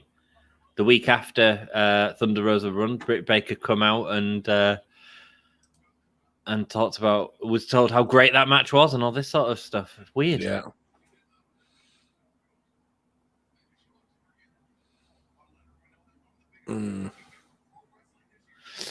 Yes, I think Baker will take the belt at Double or Nothing, and in my opinion, I know it's slightly different to Dan's, but I'd like to see the belt on Baker now. I think Shida's done what she can at this moment. Shida ain't done what she can do. They've done as much as they're prepared. That's the difference. Maybe so. Yeah, maybe so. You know, there's a lot more that Shida can do, and there's more time to just kind of like, you know, because she hasn't had that in front of fans. So do it in front of fans. Do more time in front of fans. You know, like and use Britt, who's super over, you know, to get other people over. Doesn't mean that she has to lose. Not at all. She just needs to have some, you know, matches that make you care about the people she's against. And Britt is tremendous talent, so she can do that. AEW have some great youngsters on the roster, so that can happen. You know, there's lots of options. It's just, you know, and then Shida can be getting the challenges over in the meantime as well by, you know, in the matches with them. Yeah, because I agree with you. I don't know what's after Shida and Britt. I mean, you've got Cargill sort of raising through the ranks, I guess. Yeah, but we're not going to... one would hope that we're not going to go to that. Oh, here we go. We're at the finish already. Oh, yeah. Oh, just drop then and now drop. Interesting. She dropped to her knees with it. Didn't sit out with it.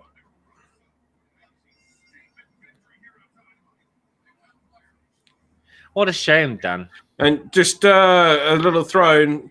Thunder Rosa will be coming to the Eve YouTube channel over the next couple of weeks. We'll be doing an interview on there, yes. Dude, so you'll be seeing. We'll be doing an interview over on the Eve YouTube channel. So no, you're not. If you're not subscribing, do it. Dan, you know that's one interview I want. The one interview I want is Thunder Rosa. Really?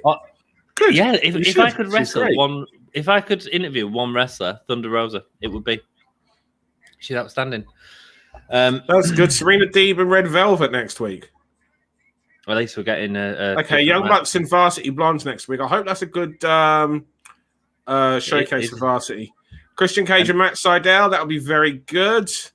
Anthony Ogogo and Austin Gunn next week. All right, so that'll be I'm hoping that's just going to be much like his previous match, where it's just going to be a very quick punch, and that's that. Hangman Page and Brian Cage at Double or Nothing.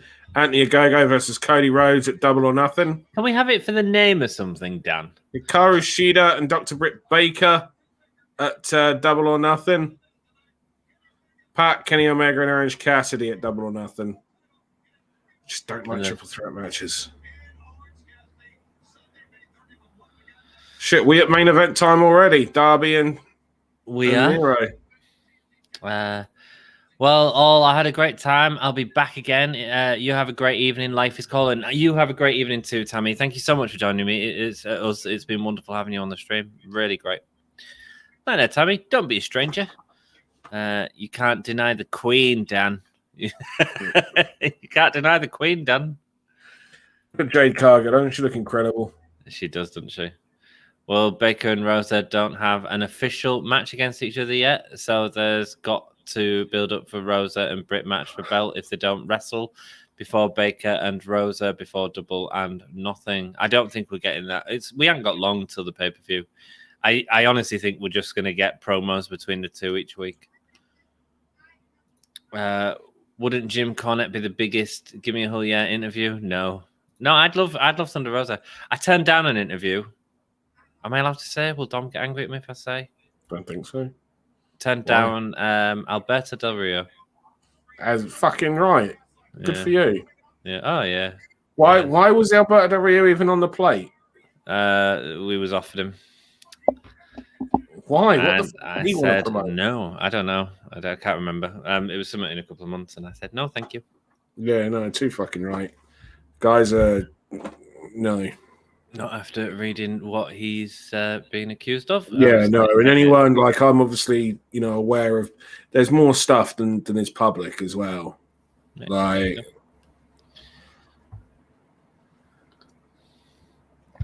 no, the reason can you when you're talking to Thunder, I know you and her are friends anyway. Yeah. But I really want to know more about the work she does with young people, man. Oh, okay. That's what fascinates me. That's why I want to interview Thunder Rosa. Well, why don't you give me a few questions that you want me to ask her then? That's different. All right. And I'll do that. I'll do the work for you. No worries. Well, I'm not asking to. Okay, can do. Daily Dad Blood. I will promote you whilst I am shooting the interview. Okay, I will say you don't have to do that. This is from our friends at the Gimme a Whole Yeah podcast. You don't have to do that. I'll even put your link in the about section. On the video. Okay. No way. No, it's fine. I will happily do that. One day, I'll even goal. Bring up. Do you know what I'll do? I'll put a little ticker at the bottom as well for you. Okay. All right. Yeah. Cool. You don't have to do any of that, Dan. Oh no, it's fine.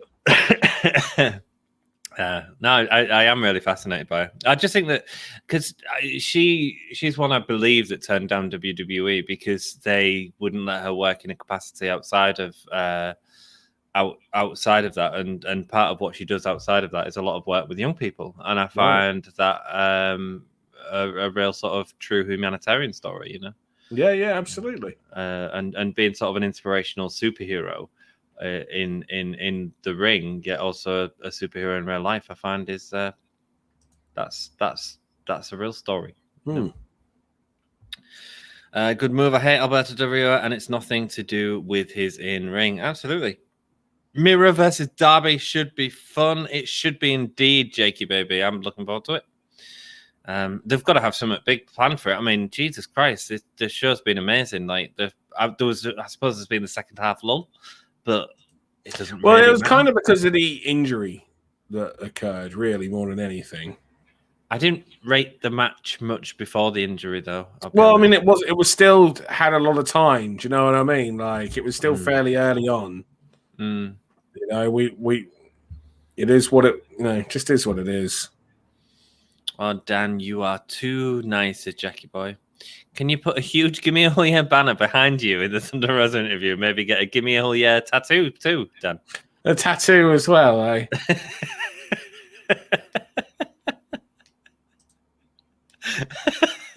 And everyone would be saying to you for the rest of their life, you spelled hell wrong. Oh, here we go. We got Darby on screen right now, talking about last week and that fucking. Now that spot was filmed live. No way. Yeah, so the first hour of the show was pre-taped, as we know. But that spot they filmed live. Stupid. Mental. Mental. Guys are, you know, at the end of the day, the boy knows his freaking body. Do you know what I mean? Like, you know, I completely, you know, and hats off to him. You know, like he is what he is. Mm-hmm. Dan, if things line up right and Tessa Blanchard wanted to be an Eve lady, would you sign her? If you can comment, you maybe not be able to say, though, which I understand, says Raymond. Up to you, Dan. It's a very difficult situation because me personally, I believe in second chances and personal growth. Social media doesn't believe in those things. My whole thing is just like, what do we do when someone does something wrong? Do we just, you know, write them off for the rest of their lives? Like, and you know, if that person, you know, is genuinely grown from that and moved on from that, shouldn't we, you know, go with that as well? Mm-hmm. So now I don't know what her situation. I haven't spoken to Tessa Blanchard. I know she's friends with we have a number of mutual friends who speak highly of her. You know, now we also have a number, you know, I also know a number of people that do not. Now, I don't know what their relationships is with her now is, you know, but I'm certainly not in the camp of believing that everyone is a saint throughout their entirety of lives that makes no mistakes whatsoever. You know, so depends on what her, you know, who she is now, what she is now, what, you know, and, you know, what about the rest of the locker room? How do they feel? You know, there's a lot of things that go into that. Yeah. Yeah, there's people that haven't been in Eve because, you know, there are people that they don't get on with. Mm-hmm. Like, and it can be a lot of people. Mm-hmm. And it could be some of them. And here's the thing, right? Some of the internet's most favorite wrestlers that you see them going on about how great, right? If they actually knew what they were like, knew some of the things that like the people in the business know, they wouldn't be their favorites. But they don't want to hear about that anyway, No. you know? No. So it's just that that's just me. It's not like I can't give a proper answer on it because I don't know her. Like we have friends in common. At one point Giselle wanted to work her in Eve, and Giselle reached out to her to see on some dates. This was obviously a couple of years ago, but the dates just didn't line up. That would have. There we go. And that's that. Tessa Blanchard and Eve. Yeah, you did. It was just Tessa wanted to work in Eve, and Tessa wanted to work Giselle. Giselle wanted to work Tessa. It was just the dates of the shows and her, because it's not as simple as bringing over and working that date, because it's like she may have the date of that show free, but she obviously has to fly to the country the day before and fly back the day after. So in order to work, if you live in another country, you are gone for at least 3 days to work one show. Oh. Sorry. Sorry. Yes. Yeah. No. Thank you, Dan, for that insight. Did you see Darby, man, just getting thrown around by Miro? It looks great. It looks great.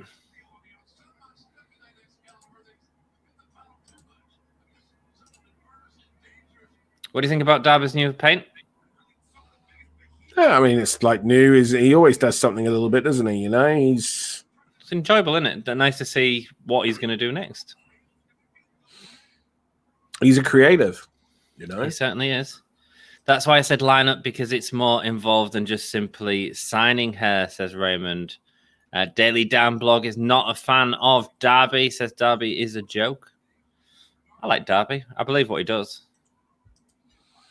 I also have some mutual friends with Darby who speak very highly of him. Dear. Yeah, and you know, it's I like Darby. I think no one can say that kid don't work hard. You know, no one can say that kid ain't prepared to, you know, put his body on the line for our entertainment, man. Well, yeah, there's that, and also just like kind of like, put a shift in. He ain't there just. Sorry, go on. No, just saying, he ain't there just collecting money. No. He's doing what he's doing, and the thing is, he's allowing other people to get over at the expense of his body. Yeah. And that's one of the things I think people need to kind of like remember and respect as well. Mm-hmm. Miro is doing those things to him because Darby is allowing him. Darby is doing everything he can to get Miro over as this killer by taking all these freaking killer bumps and by being thrown from pillar to post. Like that's it's not just because necessarily that's like what he does. Mm-hmm. He's just and the issue that we've got here as well is sadly because there was a situation earlier with Pac and Orange Cassidy. It kind of takes away, and also from, in many ways, because of the tag match, the blood loss and everything along those lines, it kind of takes away a little bit from the story they're trying to tell here. It's a little bit too similar. If we take away the Pac Orange Cassidy match, obviously that's nobody's fault. That happened. But one can see similarity between the story that was being told with SCU and Christopher Daniels and the blood loss and the story that's going on here with the beatdown and the amount of abuse. And same with the Pac and Orange Cassidy match. We saw a very dominant Pac match.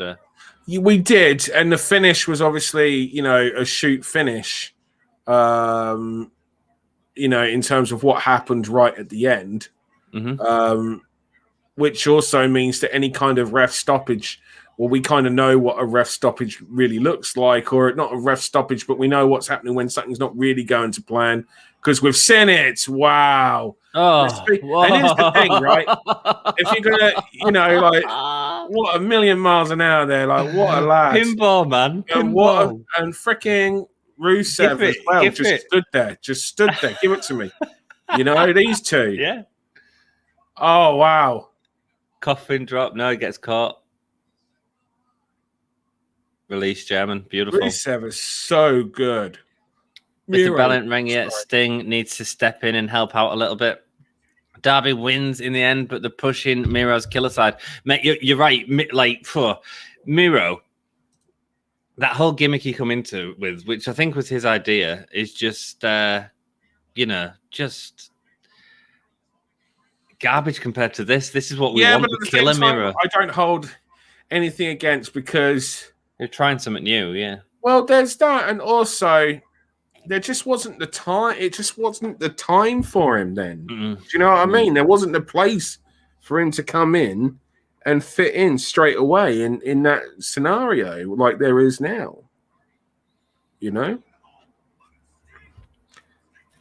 Okay, so I guess we're getting Scorpio Sky and Ethan Page against Sting and Darby then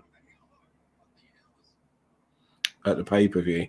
There we go. So Miro wins the title and what goes against Kip Sabian at the pay-per-view? No, I don't see them doing that on the pay-per-view.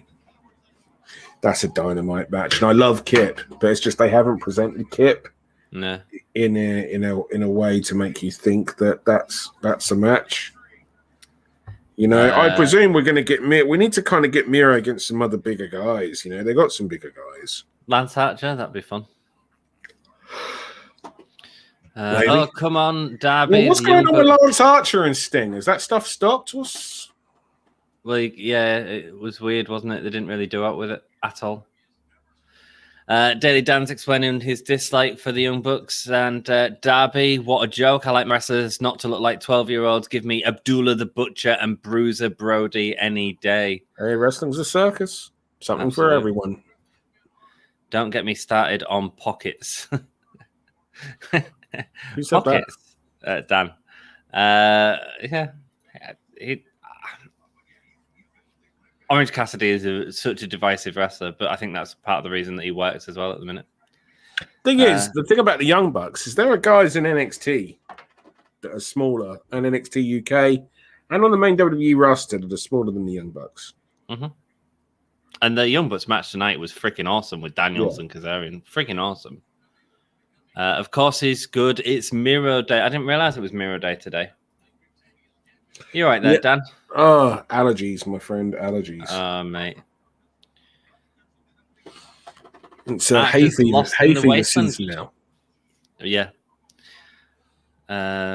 Cutting all the crops, my dude. Archer's lost in the wasteland, directionless right now, unfortunately. Yeah, he is. Dan doesn't like NXT either. What's your favorite wrestling promotion, Dan, out of interest? He means you, Daily Dan Blog. Yeah, sorry, Daily Dan Blog. Oh, because we all know Dan's favorite wrestling promotion is Eve. Well, I mean, I suppose if I have to, Put yourself over, man. Put yourself over. It's great. My favorite wrestling promotion is actually circa 92 WCW. Circa 92. Yeah. Wow. Okay. All the stuff with the Dangerous Alliance, man. Yeah. When your big group of heels is Steve Austin, Bobby Eaton, Arn Anderson, Rick Rude, with Paul Heyman on commentary, or Paul Heyman on the mic as their manager, and your babyface side is led by Sting and Ricky the Dragon Steamboat. You're not gonna go wrong. Do you know what I mean? No. That era, man, is just freaking gold. Absolutely freaking gold. You know, Nikita Koloff, and Nikita Koloff may not be the best, catch-as-catch-can wrestler, but my God, did did you buy into him? Did he present himself? Larry Zbyszko was also part of the Dangerous Alliance. He had Dustin Rhodes was heavily involved in the feud against them. My God, if you got the WWE Network and you still have the classic era, then fricking go back and watch that era and watch that War Games match, Sting Squadron versus the Dangerous Alliance, the greatest War Games match of all time. I need to go watch that. Dan. I've not watched enough from that era. NXT sucks, question mark. Is Daily Dan Blog a cornet burner? No, he's not. He's got his own opinions. Daily Dan Blogs, I mean, he's worked in wrestling before as well. He worked for the NWA, and he's got his own YouTube page. You can certainly watch him on YouTube talking not just wrestling, but also comic books and going in on the search for Bigfoot. So go and check him out. I think Lance is next TNT champion. I can't see anyone else right now being pushed other than Lance and Scorpio Sky. But Lance was getting pushed like a while ago, but not anymore. That's the problem, you know? Dave Danville was saying I like AEW okay, except for the kids, but Memphis wrestling back in the 70s was the bomb. Smoky Mountain wrestling in the 90s was good. Smoky Mountain wrestling was all right. Memphis wrestling back in the 70s. Again, it's all about a lot of the time, isn't it? Like, if anyone goes back and watches that the War Games match from 92, like I'm just going on about, because it hasn't got all the plunder, a lot of the people aren't going to think of it as way that I do, because, of course, I lived through the story and everything along those lines, as opposed to watching it as a one-off. You'll still think it's a fucking great match. Just like the Ricky Steamboat, Rick Rude 30-minute Iron Man match. Freaking phenomenal. You go back and watch the Clash of the Champions matches, you just shows and can follow some of the stories that would happen throughout, you'll enjoy. But obviously watching it throughout and being able to have that emotional attachment over that time, is good. Smoky Mountain Wrestling I did watch as well, but I felt that Smoky Mountain Wrestling was pretty lackluster in the match quality-wise. But, I mean, that's because he tried to, save a lot of the good match. It was very Memphis TV. The matches it wasn't really the good matches were a little bit few and far between because it was all about the angles. Right. But when you got some great matches, you got some great matches. One of my favorite matches growing up was the Al Snow versus Marty Jannetty from the Smoky Mountain Wrestling Super Bowl of Wrestling show. Were a tremendous, tremendous match. But you also got some absolute duds, at the same time. And there was also some real like crappy story stuff, especially anything that was kind of like involving the gangsters and everything, that there just kind of really wasn't a place for, except in a very outdated wrestling mentality. Mm-hmm. But I've not watched any. I'm a new wrestling fan, Dan. Yeah, like you talk about all this, which is great, and that's why I love having you on the podcast. I maintain that any new wrestling fan would still really enjoy that Al Snow versus Marty Jannetty match. Oh, I bet, yeah. It was a great match. This match is ending in the next 3 minutes. Darby's had zero offense in whatsoever. Jeff Samuel, ONG. I don't know what that means. Hello, Jeff. Though. Sting's back up. Gimme, what if Lance Archer turned heel on Darby and helped Miro and hit Sting to come out and joined with Sky and Ethan and Miro as backup stable to have people talking about the main event? Keep fighting as Darby gets the fist bump. That's an interesting idea, Jeff, for sure. It's another thing about seeing Sting, looking back at 92, WCW. You also had, Steve Williams and Terry Gordy and the Steiners and Vader and all these guys. Was the fucking bomb, man. Mm. Sting's fist bump, like give him the power. It's like spinach to Popeye. And a beautiful Stundog Millionaire. He's going to get caught. Coffin drop. Oh, landed on his face, man. He still got caught. Goes in with the German, but Darby just lands on his feet. Using his momentum against him. Using his momentum against the big guy. That's how Darby's got to win. They've got 1 minute left, Dan. They've got 1 minute left. Jack says, "Frigate, I'm watching War Games 92 over breakfast." Are we going to do? Is this going to be our first TV title match that goes the distance? And we don't get a finish?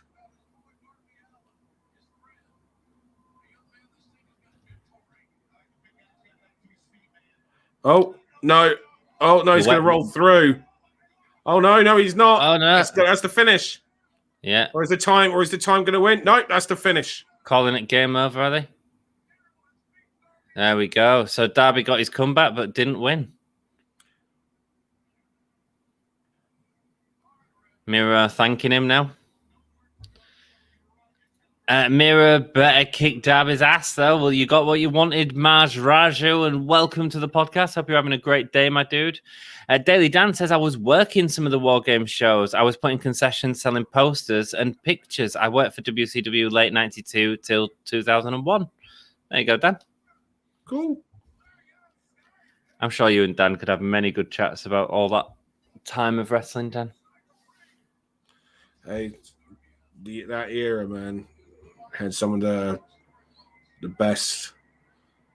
It's one of the things that I've enjoyed about being a promoter and then being able to actually employ a number of those wrestlers. I managed to get Vader. Obviously, Vader worked for me. A few years prior to his passing. Did he? Wow. And here we go. Here comes Lance Archer. Lance Archer, Miro called it. I said we needed a big guy, didn't I? Yeah. No, you're right. And we're getting the Ethan Page and Scorpio Sky, Sting, and Darby Allin. Yeah. So we know the direction that we're going. At least, yes. What a good, I assume Marsh says, what a good match. It was a good match. Darby and Miro, did some wonderful work there. Yeah. Miro's shoulders were down for 3 seconds. Just saying, says Joey. Indeed. Alan Gibbons was his shoulders actually down for 3 seconds? What, when he had the game over locked in or the game over extension locked in because it was proper. Yeah, in theory, he was. No, it was more like it wasn't his shoulders though. These parts of the shoulders. It was more like his upper back and around the lats and whatnot, wasn't it? Like it wasn't really the shoulders. I suppose. But the point is, he's submitted him in an aggressive move, and he couldn't be because he had the if you like that, which is what he had. What then your shoulders are up. Your shoulders are up. Miro versus Archer, Double or Nothing, says Allin. Indeed, Jeff Adams. So if Britt wins the women's title at Double or Nothing, all of the tramps will be heels. Depends if Young Bucks keep the titles, I guess. Yeah, that's a very good point, though, because I don't see the Young Bucks losing those titles just yet, but I could be wrong, you know. I mean, I'd love to see Archer with the TNT Championship, but I don't think they're going to do that this early. You want to take the title. The thing is, it's not a match. You know, you don't want Rusev or freaking Archer losing this early. No. But an exciting match, though, Dan. I'd be excited to see it. I started working for Jim Crockett Promotions, 81, NWO Wrestling from 81 to 89, says Daily Dan Blog. What was you doing? You said you were selling... What was he doing? He said he was selling concessions, in concessions, selling posters and pictures. Okay. That's cool, because that means you was at the shows. Yeah, absolutely, man. Got to watch them shows for free, one would assume, Daily Dan. Is Miro the first undefeated champ in AEW? Is he still undefeated? I don't know. He's probably he himself has never lost. His tag team lost. There we go. Of course, Pop's Eyes in my Scott Steiner voice for Pop Eyes. Check the tape, Dan. Wow, I was wrong. I didn't see Miro winning the belt, but I see it. But he didn't have enough matches, in my opinion. I can agree with you there, Raymond. Assessed. Cool. Rock and roll. Me and Dan are going to do a quick review. And then if you want to hang around after, we'll have a little segment where you guys can actually pop onto the stream, or at least your audio can pop onto the stream. I'll bring them onto the stream. They're not going to get their bits out. Oh, I don't know, mate. I might get my bits out yet. So, yeah, I'll put a link into chat and you can pop onto the stream with me and Dan and just give us your opinion of the show and ask a question if you want to ask a question. But we are going to keep it short because we've still got, I've got work in a few hours. No, the wife's alarm is going to go off in 2 hours. Man, so mad, isn't it? What do we do for wrestling? What do we do for wrestling? Right. So let's go for a really quick review. Damn adverts. Sorry. Something just popped off in my ear. Right. AEW Dynamite. Jon Moxley versus Yuji Nagata. Absolutely brilliant match. A completely different match to everything that we've seen on Dynamite so far. A very kicky match, which was really good, really, really hard hitting, and nice to see Moxley working a slightly different style of match. Moxley and Kingston entering to Wild Thing as well was a really nice treat to start off the show. I thought it was a really good match and exactly what I sort of expected it to be. Sadly, I didn't see any of it, so you know. It was really good and probably would have been my match of the night had the next match not happened. But before that, we got the interview with Ortiz, Sammy Guevara, and Jake Hager, who's talking about what's next after the Blood and Guts. They said that they had 4 members beaten inside the cage. Hager recalled saying that the Pinnacle would have to kill them to beat them, and they're still alive. I quite enjoyed Hager talking in this promo, actually. Bizarrely, I thought he did a really good job. And Guevara called a rematch. So obviously they come out later, and we find out what that is later. Then we have Cody Rhodes make his entrance for a Double or Nothing pay-per-view announcement, and he says that he's basically going against Anthony Ogogo at the pay-per-view. United States versus the UK, really selling that match from the start, which is great because we haven't seen Ogogo in a match yet. So they must definitely have some. Well, we have technically, but it was very, very quick. It was literally he came in, did the punch, and that was the finish. He did. That's right. Cody also put over UK wrestlers like Doug Williams, Pac and others. Cody spoke of Italian immigrant Bruno Sammartino became a world champion for 4,000 days.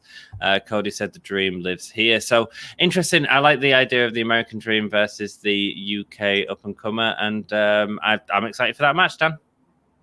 Yeah, I've got thought that, I got a bias here because obviously I know Anthony, and I know how hard he works, and regardless what happens, I know he's going to put his best in, so I look forward to it. There we go. Then we get the Young Bucks versus SCU. Absolutely outstanding match, Dan.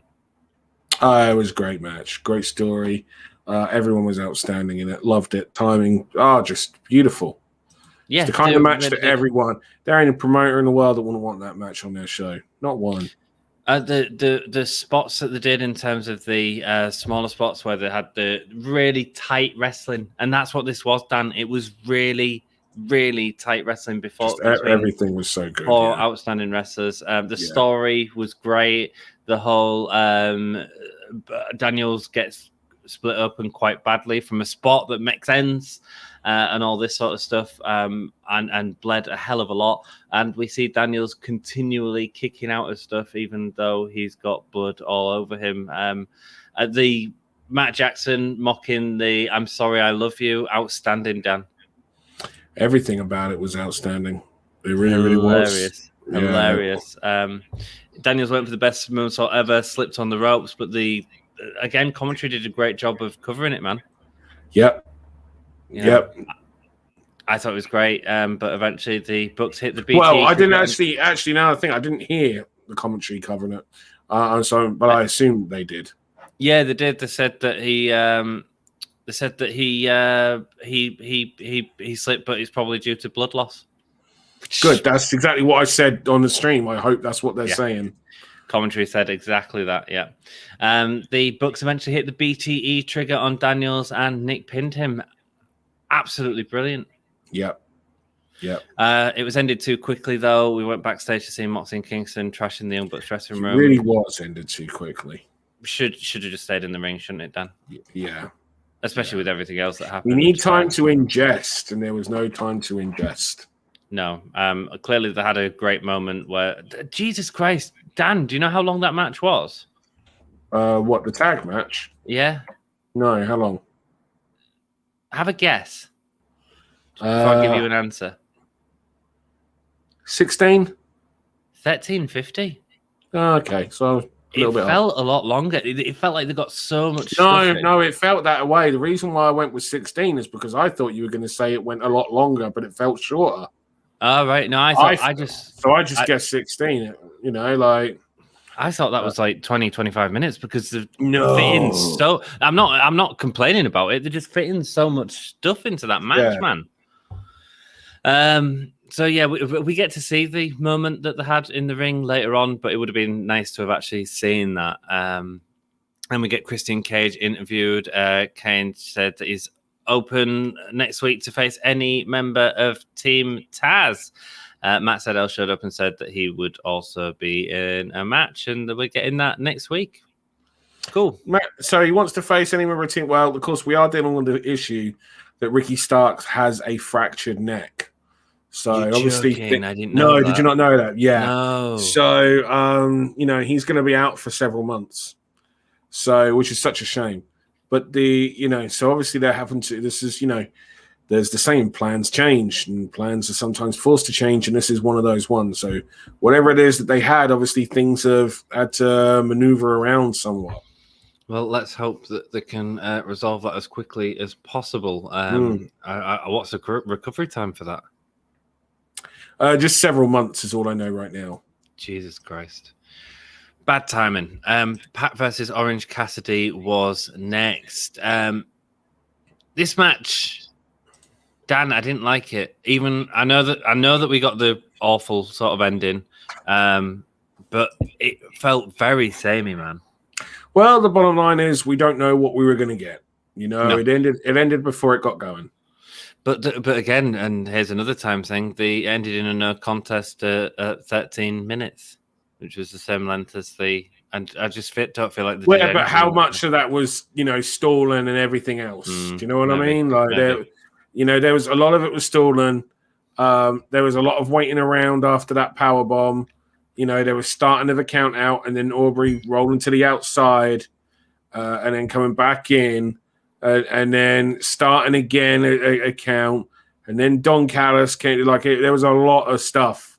Like, I reckon we probably got 5-6 minutes of that, and then there's 6 minutes of whatever happened afterwards. Yeah, for me, it was just way too much barricade stuff. Though I've seen it a lot from Pac and noticed it a lot from Pac, especially, and in AEW in general. But this match it felt like halfway through the match we was watching the same match again from the start. Yeah. If that's how you felt, that's how I felt. Okay. Ends in a no contest because Kenny Omega came out and hit Cassidy with the title. We didn't know if that was a work or shoot or what was going on there, do we? We know that Cassidy was injured, and so maybe that was the planned finish all along. Maybe that was. I mean, maybe that was the planned finish all along. We do not know. All of and they just had to, go to it at a time other than when they anticipated. All of the graphics suggest that the triple threat thing had been made already. So I don't know. Anyway, they both get counted out after Omega throws a fit, but Tony Schiavone informs us that it's going to be a triple threat. Not that interested in a triple threat, Dan. Either of us, are we? But hey ho. I hate triple threat matches. You're right. I think you covered it perfectly when you said it's the least exciting of the options. The match will be good. It's not that the match won't be good. The match will be good. But it's just that triple threat matches are more complicated stories. I mean, saying that, like Roman Reigns versus Daniel Bryan versus Edge at WrestleMania for me was the best match of the entire weekend. And personally, there wasn't anything, like there was that match, and then there was a gap before the other matches, Agreed. which would be your Cesaro, Seth Rollins, your Matt Riddle, Sheamus, Mm-hmm. It's so. And that was a triple threat match. And these three are incredibly talented. So, because again, it's going to be a great match. The only thing is that Roman Reigns, Daniel Bryan, Edge match had going for it. This match doesn't, is we didn't know who was going to win. We had to predict, we know Kenny is not losing the title to Pac or Orange Cassidy. No. So interesting. The Young Bucks have said that they're fighting champions and they're fighting the Varsity Blondes next week, and then a grudge match inviting Moxley and Kingston to a super kick party at Double or Nothing. But they might lose the titles next week, Dan, to the Varsity Blondes. That's not a title match, is it? I believe so. They're the number one contenders. What, Varsity Blondes? Yep. Really? Yeah. I believe so. Then Marvez interviewed Hangman Page, who was back with the Dark Order. He says he wants to go on a one-on match against Brian Cage, which he was the match he lost the other week. So getting the win back at the pay-per-view, Dan. Okay. I'd assume. Pinnacle members made their entrance. Dan, what happened here? You tell me, because you watched it. It was just, load of speak, we're the best, we did this. And then, the Inner Circle come out, give us the match, give us the rematch. They say no, so they do the Austin gimmick. It doesn't look as good as when WWE did it. And then, of course, they say, okay, but it'll be Stadium Stampede at Double or Nothing. It was fine. It got where we got, but, I really didn't. As I said, if you're going to do something that's been done before, you either need to parody it or you do it better. Mm-hmm. If you can't do either of those two things, you don't do it. There we go. Then we get a Jim Ross interview with Britt Baker. She's talking about the history of her and Hikaru Shida from that nose break that happened during the start of Lockdown and that awesome match that happened. That sort of made Britt Baker what she is today. And now she's saying that she's created the monster and she's now going to face the monster that Britt Baker's become. Thunder Rosa versus Jasmine Allure. Was what it was. Sad is what it is. I mean, 2 minutes of women's match with Thunder Rosa is sad. I mean, these girls can go. I mean, we had the Britt Baker segment earlier, but again, the women's division was doing so well, and now it feels like we've gone back. And I said I have this problem. I felt that this was probably going to happen when they went in the Britt Baker Hikaru Shida direction. And, they don't do much with Hikaru Shida on TV. Now they get minute-by-minute breakdowns of their ratings.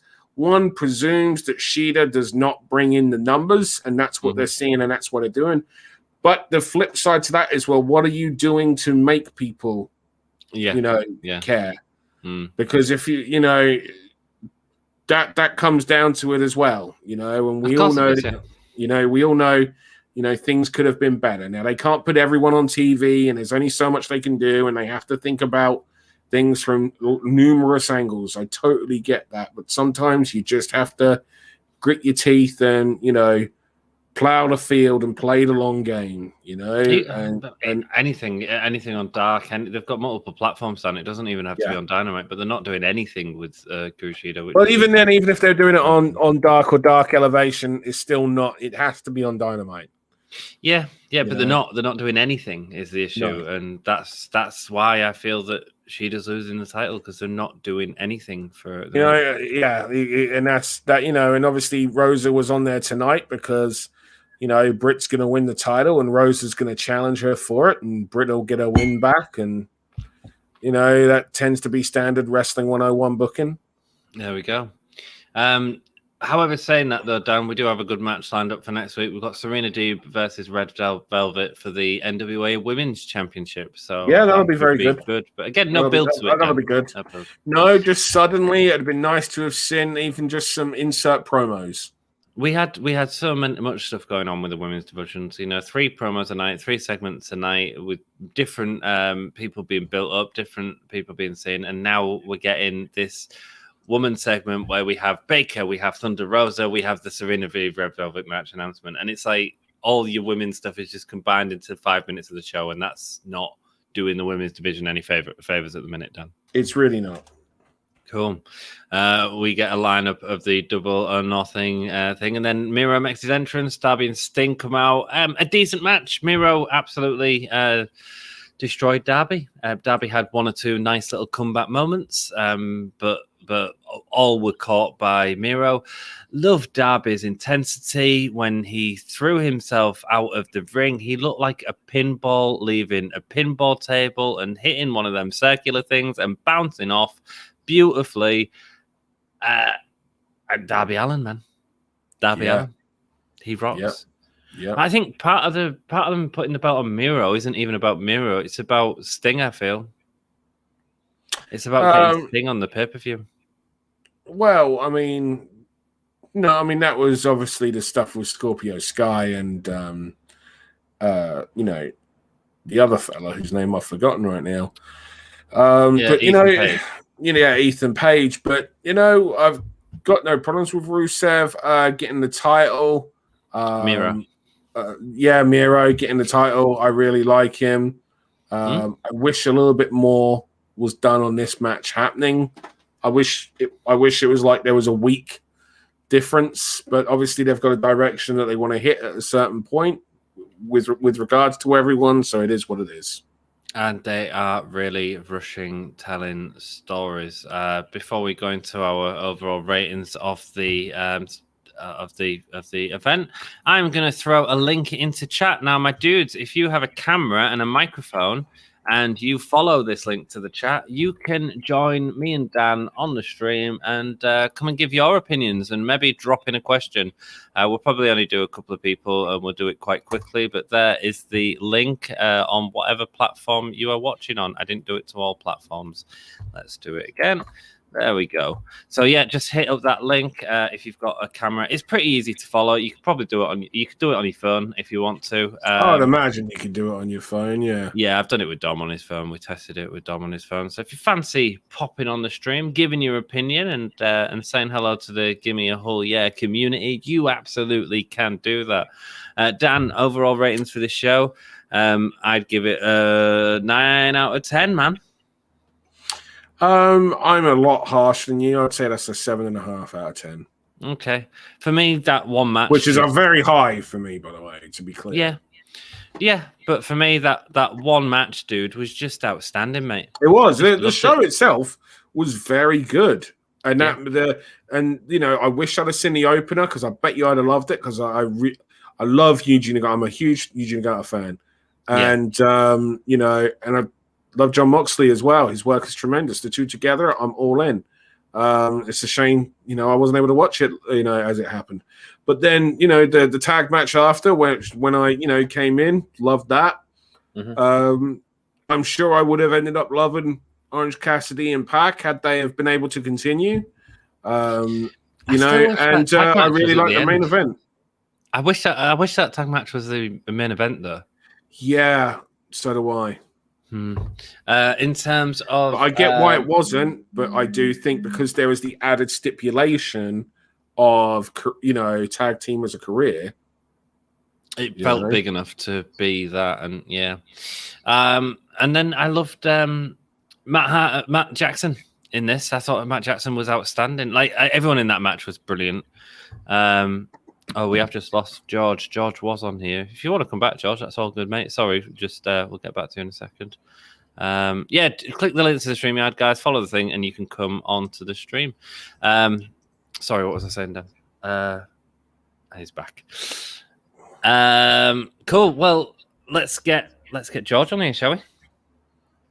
George says hi, Dan. Hi, Ann. And now he says it to us in real life. Hi, George. Hey, man. Hey, Dan. How are you doing, George? dude? Good to see you. Good to see you too, Dan. How are you doing? I'm alive. Today is a success. I'm alive. What did you think of the show, Thanks, George? Thanks, brother. It was good. Some segments, I honestly thought they would have let the IWGP match go a little bit longer. This is from my experience watching the matches in New Japan where they commonly go 25, 30 minutes. It felt a little bit short, but they packed a lot of action into that short amount of time. I thought that match was really good. How long did that match go? See if I can get it up. Yes, I would say 8 or 9 minutes, but that's running off a clock. May or may not be reliable. Yeah, if that had been in Japan, that would have been 15. For sure. Possibly, definitely if that had been in Japan, certainly nothing less than 13. I would imagine that match they'd have gone for 15. Because, you are dealing with Yuji Nagata and his age, and it's one of those things where it's just like, okay, put the full tank of gas in for a shorter amount of time rather than let that drip over a longer amount of time because you're going to get you're going to burn it off quicker. It's going to be more exciting, but you're still going to get 15 minutes. 8 minutes 30, that match. Yeah, 8 minutes 30 is very short. Now, if I remember correctly, like the last big Yuji Nagata match really that we really saw that was a singles match would have been Yuji Nagata versus Minoru Suzuki, which was a fair few months back. But I believe that would have been around like the 13 minute mark. It certainly wasn't around 8.5. Maybe it hit 15. But yeah, Moxley and Yuji definitely, if that had been in Japan, you're talking 13 to 15 there. So that would have been nice to have seen that. But I'm guessing, part of that is people, they're giving TV time to someone that a large portion of the audience aren't going to know. That's a gamble in itself. But it's also a credit to AEW for doing so. Absolutely. George, what do you think about the triple threat? Triple threat, it's an interesting direction to go in, but you only have really, let's be honest, 2 weeks of build to the pay-per-view. And it's going to be interesting to find out if they can build this match to be super, super good in 2 weeks. Yeah, I tell you what is quite interesting about it. It's going back to the sort of WWE comparison that obviously WWE have just put on what was a brilliant triple threat match. I think everyone can agree in that Daniel Bryan, Roman Reigns, and Edge match. Now, you have 3 incredible talents in the ring here. What they don't have is they don't have the time to tell the story.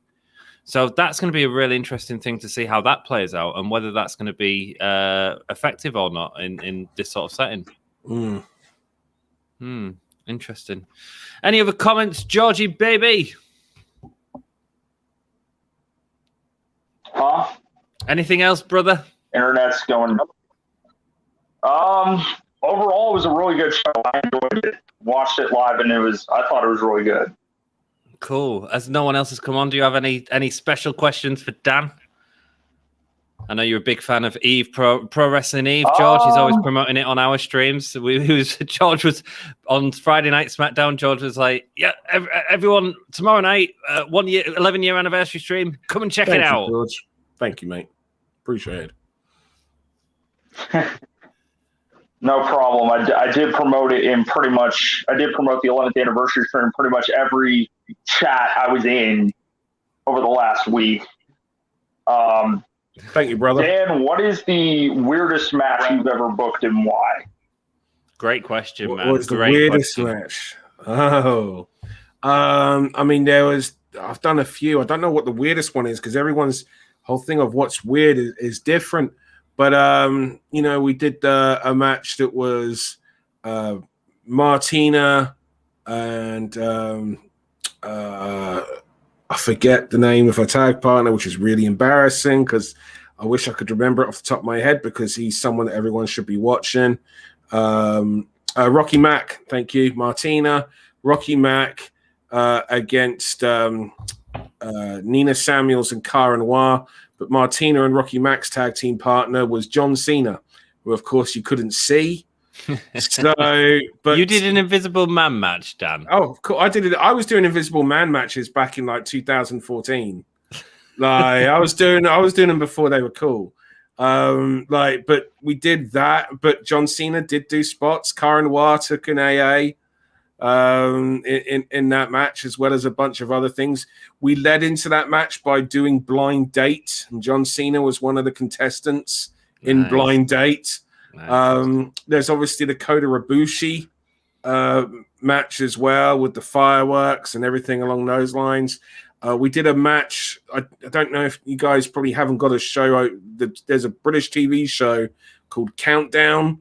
And we combined wrestling with a quiz show called Countdown. So in the middle, we put the wrestling matches into rounds, but in between the rounds, they would play games of Countdown. So if the match was a draw, it'd be whoever won the games of Countdown, which was to decide the winner.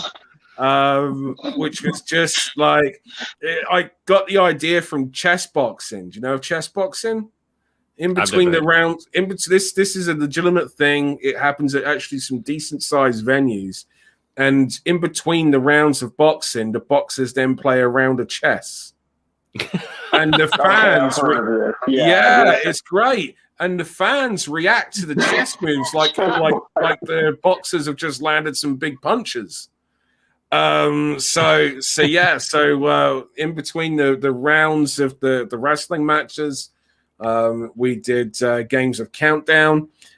We did a match which was a tea party, which was and it literally just started the match. We literally bought a load of food and drink and got some party poppers and just laid out a table in the middle of the ring and pull it out, and we had a Session Moth Martina, Bull Dempsey. Who just left NXT at that point, Lord Gideon Gray and Jimmy Havoc. They were the four people at a tea party. To be honest, it was once the wrestling started that it went downhill, and it was a good match. And the match ended, and I shit you not, with legitimate waterboarding.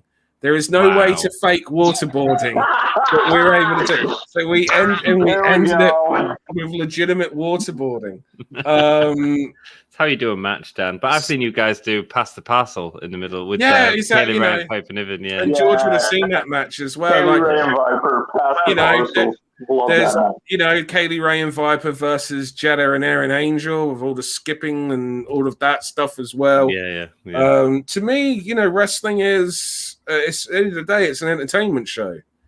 You know, provide something for everyone, and it's okay to let the barriers down. It's like on the footage that I just put up on the members only section of the Eve YouTube channel. There's some stuff of what happens like after the show that only the people in attendance get to see, because we do take the curtain down at that point, you know, and that's for the most part. That's where you get to see the actors behind the characters, you know, and meeting everyone and just chatting and fucking around in the ring and, you know, all sorts. Because why not? Because at the end of the day, wrestling is a bunch of people in their pants pretending to fight. Sometimes you just got to have fun. It's a nipple game, Dan. Right? Exactly. George, thank you so much for your questions. Thanks for hanging out, mate, and thanks for joining us on stream. As always, my dude, Yeah, we will thanks so much, brother. see you next time, brother. Thanks, George. He just took himself off. He rocks. Rock and Roll Corner is coming for you, Dan. Joey thought it was great. 9 out of 10 as well. I think for me, it's just like if you give me one good match, I'm just happy. Oh, look at you! How big are you taking over my podcast? Screw off. What? You was really big and I was really small. Oh, was I? Sorry. I'm also working at the same time as doing this. My apologies. Thanks for your focus. We're going to end it there, guys. Thank you so much for joining us. If you haven't already, please go and subscribe to the Awesome Pro Wrestling Eve. If you are watching us on other social medias, that is on YouTube. And tell some friends about this. Let's get some more people down next time. And hey, if tonight won't for you, that's the sort of thing we're going to do where we invite people onto the stream. If you want to pop onto the stream next week, if you've got your phone with you, it's all good. You can come and hang out and say hello if you fancy it. If you just want to mask your camera and just use your voice, that is absolutely fine by us as well. Whatever makes you guys comfortable. Until next time, thank you so much for joining us. Thank you, Dan. Thank you, Anne. Great to be here and watching that as always. Wrestling is always better enjoyed when watched with friends. Absolutely. And we're not going to be able to talk about what the secret stream is, by the way, Dan. Oh, yeah, no, of course not. Oh, okay, that'll be fun. Shoot. God, I just listened to this whole podcast. It was terrible. I feel like my ears are gonna bleed. What'd you say?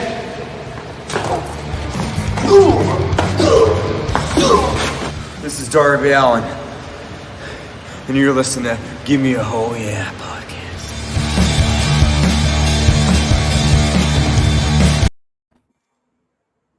So sharp, isn't it? It's so sharp. It is, yeah, there's no fade at all. Boo. We're here. Hey, up. Secret stream. Surprise. Look at that. Who expected that? More likes. Great stream tonight, fellas. Thank you so much, Joey. Dan Sexier. Screw you, Jackie Boy. You're my number one.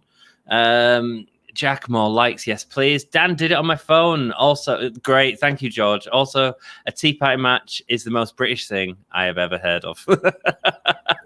What it stemmed from the Kota Ibushi match, which was basically because technically that was illegal. And so, and then the police sirens were heard. And so we just quickly said, if anyone is asked anything, just say that it was a tea party. and then there was just this big call, right? We want to see a tea party match. And I was just like, what the fuck how am I gonna create a tea party match? And then it just went from there. Yeah. 8.75 out of 10 says Jakey baby, and you don't know Jack. I've never been to a tea party, but I've been to Boston. Nice, man. Dan, what are we doing on the secret stream? Because we couldn't talk about it while the titles were on. Oh, fucking no. That's your job. It's your show. Don't fucking come at me. Come on. You was late to the stream. I thought you was doing something like... I thought you was getting ready for the secret stream. I was pissing. That's what I was doing. I went to the toilet. There was a queue. My son was in there already. The wife was up going after me. All right, okay. Even if she won after you in terms of the line, she ended up pushing in, didn't she? Yeah, exactly. Yeah. So, She just woke up, bless her. Should we play the game we did last time? The wrestlers as whatever it was. Well, it was the Simpsons last time, wasn't it? Yeah, and we've done Mortal Kombat. What do you want to do now? Something that's got multiple characters in, obviously. Not just one. Thanks for the help, mate. I appreciate that. Yeah. Well, the thing is, right, you say, what do you want to do? And you know full well, the instant thing that goes to my mind is Doom. But Doom is just like, you know, how could I do Doom? And what you're going to name the who's going to be Doom guy? Yeah. I mean, do you know who actually would be Doom guy? Oh shit! You've turned it into this anyway. I didn't even want this, and you're just doing it anyway, Dan. Well, maybe you should be. You know, maybe you should be a little bit more, organized for your fucking secret stream. You're my number, rather than two, asking me what do I want. Because if you ask me, I'm gonna say Doom. Right? Like it's not. It's even if it's not really like. What's your favorite flavor cake? Doom.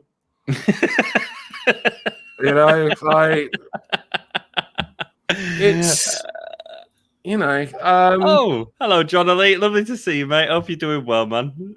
EastEnders says Jack. Sorry, go on. I don't watch EastEnders, so I don't know EastEnders. Phil Mitchell. Yeah, see, I know of the Mitchells, but that is it. Pat Butcher. After that, Pat it's Butcher. just I know of Pat Butcher. I know Dirty Den. Leslie Grantham. I work with him. Who else was there? Sharon Shatter. Sharon Mitchell. I don't freaking know. She was married to Phil Mitchell, and she was, I just know. And some of the characters I mainly know because they were like on the front of newspapers back in the day. Because that's how big our soap operas are over in the UK. At least they were. The Prime Minister from Deirdre Barlow going. Yeah. Right, dude. I've got a thing. Stop talking about Doom now. Let's talk about EastEnders, you cunt.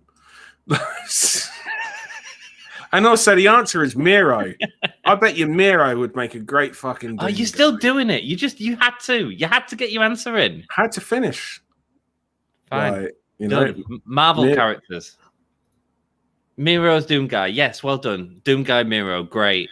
He would be, wouldn't he? He'd be a fucking great Doom guy. I can see that. But saying that, I fucking hate wrestling being a part of shit I love that's outside wrestling. Because wrestling, for most people, wrestling is their breakaway from their job and their normal life. It's not for me because it is my job and my normal life. So I don't like it when wrestling, crosses over into shit I really like. But so you realize the Doom movie starred The Rock, right? Yeah, but that Doom movie was fucking shit. Right? Like, it's one good scene. Like they tried, at least, you know what? Like, I at least give them credit for trying to do the first person scene. You know what? That Doom Annihilation movie, actually ain't so bad. Is it Doom Annihilation? The recent one, anyway. That's not so bad. It's not so bad. It's not great, but it's not so bad. It's better than the Rock one. And the Rock's a little bit different now. I kind of feel like the Rock is more actor than he is wrestler. Anyway, his acting career certainly lasted a lot longer. He's done all right. Well, I believe he's done a few movies. I understand he's known now. Jesus Christ! Shut up about Doom, man! Shut up about. I know this is like your one outlet. You're like, oh, the only reason I'm joining Gimme a Whole Year is to talk about Doom at the end of the stream, and someone might appreciate it. I just bought Doom 64 on the PC today because it's on offer. It's $199. So now I haven't actually figured out how to get a PlayStation controller to work on a PC yet because I don't do technology. But still, control on a PC, I can help you with that. I'll sort you out. Thank you. You're welcome. Cool. So I can play Doom 64, you see, because I understand that game's actually pretty shocking, but still, I've got to play it. Rock and roll. Marvel characters, Dan. Really, it should be an N64 controller that I get played up because it's meant for the N64. I do have N64 controller. Anyway. Are you done? I'm just thinking aloud. I can tell. Tell. Right, Marvel character, Spider-Man. As a wrestler. Yeah. Randy Savage. Randy Savage. Just say Spider-Man, you think wrestling. You just think of that. I don't fucking know. Brad Armstrong. Brad Armstrong? Well, he played Arachnoman, the wrestler. Can you guess who that was based on? No idea. No. Who was it in? Who played Spider-Man in the AAA this year? I can't remember. I can't remember who, but Brad Armstrong. Spider-Man, and he moved really crisp as well. Actually, the only other person maybe Jack Evans. Jack Evans, maybe. You see, I've got the Spider-Man would be Ray Phoenix, right? I mean, if you're talking about the sort of most agile, spectacular wrestler like of modern day, you go Ray Phoenix, like, you know, spectacular, small guy. I didn't realize that I could, of course. I mean, I wasn't thinking outside of the nationality box. I was just thinking of an American. Was it interesting? So, you know, like, but it's a Peter Parker thing. You know, like, yeah, Jack Evans, he could play. Oh, that's the thing. If you think about who could play Spider-Man, you've got to think about who could play Peter Parker. Yeah. You know? But the other guy I was thinking, I think it's a really bad answer, though, but Gargano. Maybe do it. He has that sympathy thing that Spider-Man has. You don't like the answer? Just don't see Gargano being, you know, just not don't the see sort him of as Spider-Man. Chappy, is he? Okay, let us know. Gargano could play Hawkeye. No, he's not badass enough to play Hawkeye. Hawkeye's not badass. Ronin, motherfucker, Ronin. No, he's a cheap ass Green Arrow. Joey Bellbottom says Batista as Drax. That's I can see that. I bet they make a lot of money off that. I can see that. Do you know what? How good does that Army of the Dead look? By the way, like which one? What? The new Batista movie coming out on Netflix next week or week after. It's not based on Evil Dead. No, Army of the Dead. Yeah, Army of the Dead was the third Evil Dead movie. Yeah, well, I assumed it. Well, I assumed that it was licensed from that. Could be wrong. What? Have you not watched the trailer? No. Watch the trailer. Can we get away with watching the trailer as part of the stream? Oh, dude, you're gonna ask me to do something. No, let's play this, and then I'm gonna go check it out. Oh, Captain America. Oh, who's the most annoying cunt? Jon!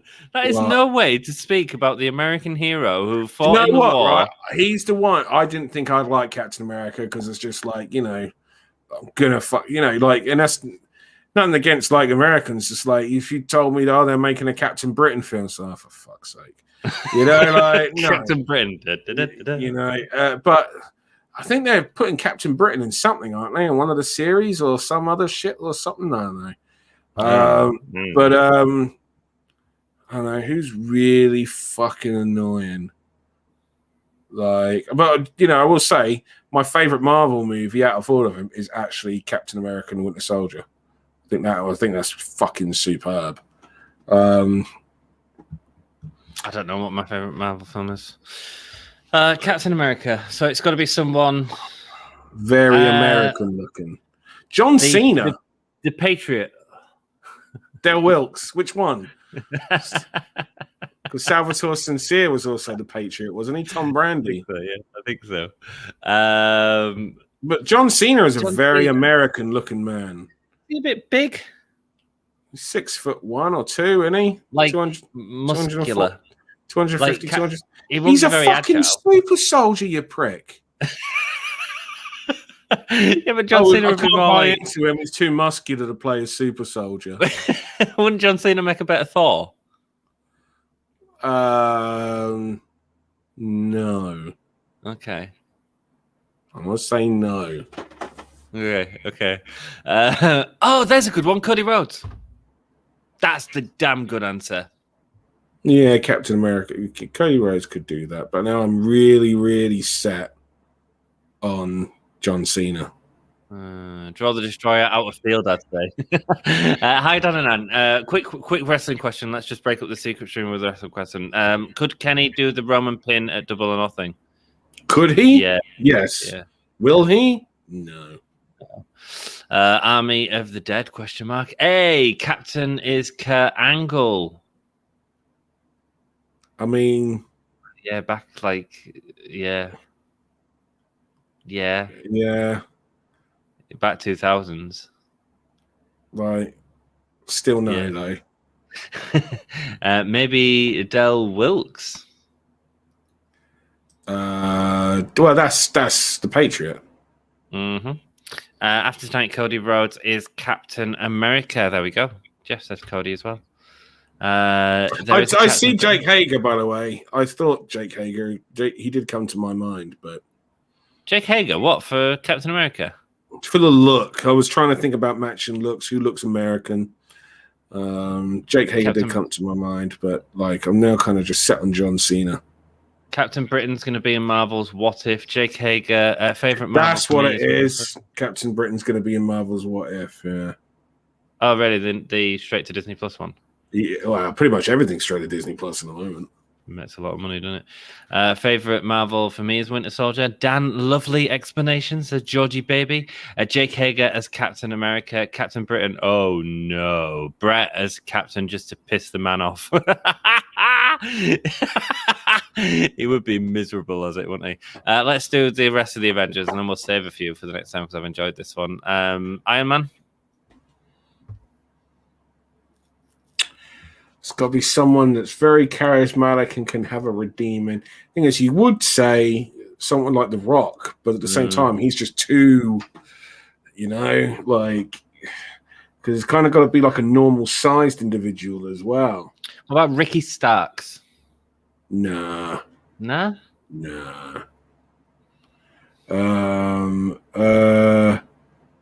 This is a tough one. Which wrestler could be cast as Iron Man? It's hard, isn't it? Because we've all got these. Do you know the funny thing is? I could actually see Johnny Gargano more in that role than I could in the Spider-Man role. Maybe is he charismatic enough?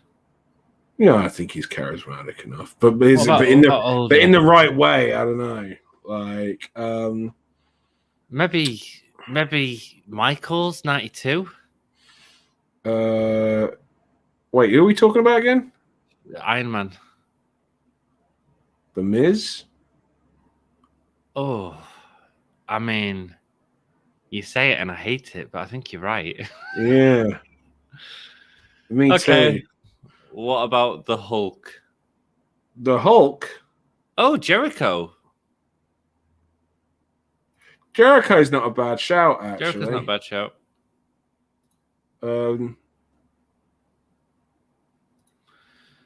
Jericho's a decent call. Johnny Gargano even had Iron Man inspired attire at Takeover New York. Yeah, he's had several Marvel attire, hasn't he? MJF would be perfect pre-redemption Tony Stark. Oh, MJF could carry it. Not convinced MJF could. Really? Yeah. I think he could. Purely through a lack of seeing his work as being able to... Face. Well, but also being able to be a heel but likable. Right. You know? You don't know Jack's moved on to the Hulk straight away. He said Yokozuna on Mabel. I think Brock, innit? I think Brock's kind of Brock, innit? Yeah. Ah. Yeah, it's hard to think of anyone else. But part of that is going to be Hulk smash, Brock smash. Yeah. You know? He's got the simple side of it. There's the whole thing. It's like, it's like if Hulk wanted to fuck you, Hulk's gonna fuck you. It's the same thing with Brock Lesnar, isn't it? You're gonna get fucked. It's gonna happen. If Brock Lesnar wants to fuck you, he's gonna fuck you. But who's Bruce Banner? Because they're separate characters. Yeah. Well, the thing is, though, one CGI. Lou Ferrigno played Hulk, but he didn't play Bruce Banner, did he? No. So it's the same thing. Yeah. Who would play Bruce Banner? It's a technological wimpy person, really. I don't think. Well, who kind of comes across as being intelligent on TV? Maybe not necessarily intelligent, but who comes across? Joey Styles. Joey Styles is a good shout. Joey Styles playing Bruce Banner, complete, and then turns into Brock Lesnar. There we go. Thor, I'd say Cena. I can see that, especially because of the comedic aspects. Yeah, I think he could do it really well. But I don't know. Part of the issue right now is last night I showed the kids Kung Fury. So I've got that Thor stuck in my head right now. Have you ever seen Kung Fury? No. What the fuck is... Oh, no, Kung Fu Hustle I'm thinking of. Kung Fury was the... oh, my God, it's so good. So good. If anyone watching this has not seen Kung Fury, watch it on YouTube. It's only 30 minutes long, but it's just the best. But yeah, I was watching that. I showed that to my kids last night, and I've got Thor from that In your head. in my head right now. So now this is really difficult. The Simpsons and the other one, the Mortal Kombat one, was a lot easier.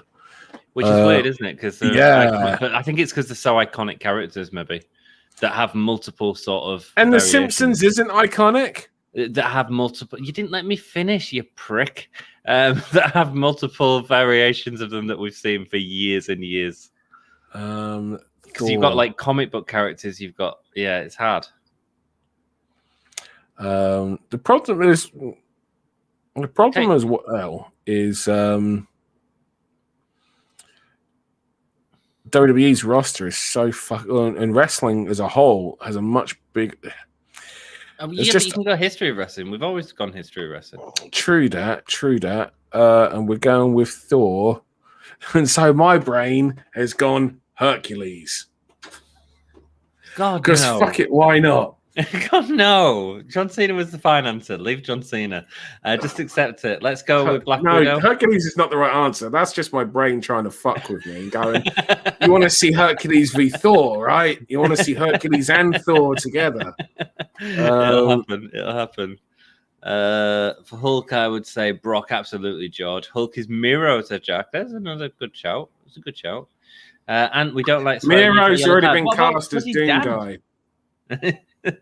So Black Widow, Dan. I mean, so many. I mean, honestly, the first go to though is Lana because of the history. And well, her accent is as is consistent as what the Black Widow accent is, absolutely, as well. So. But I don't think. I mean, no.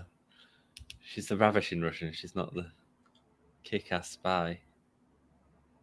Io Shirai. Io Shirai. Okay.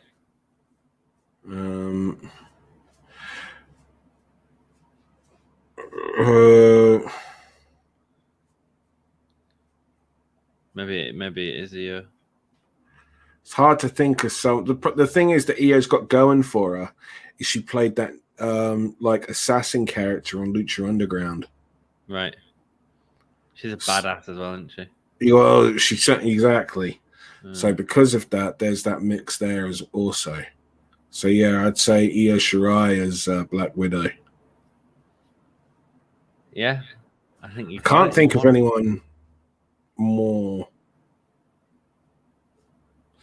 You don't know Jackson's Thor, Giant Gonzalez. Giant Gonzalez could play the version of Thor that I watched last night in Kung Fury. Yeah. So Black Widow is AJ Lee. Yeah, why? What and I like AJ. I really like AJ Lee. It's just why.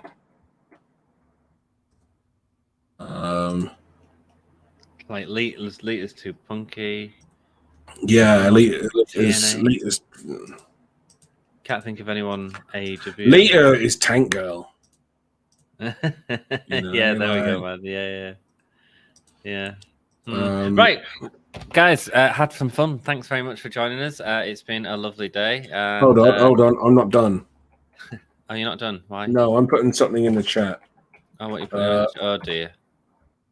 I am putting in the chat for those who have never seen it. This is my gift to you. Oh, a free gift from Dan, and you don't have to be a member to see it. No, because it's nothing to do with Eve. There you go. So this is me sending you the link to watch Kung Fury. There you go. So right, everyone, and you will feel better once you have seen it. I want to do a watch along actually of Kung Fury with a number of the Eve girls. Yeah, that would be awesome. Yeah, it's so good. It would have to be the ones that haven't seen it plus Rhea. Rhea would have blatantly seen it. But she's a massive geek.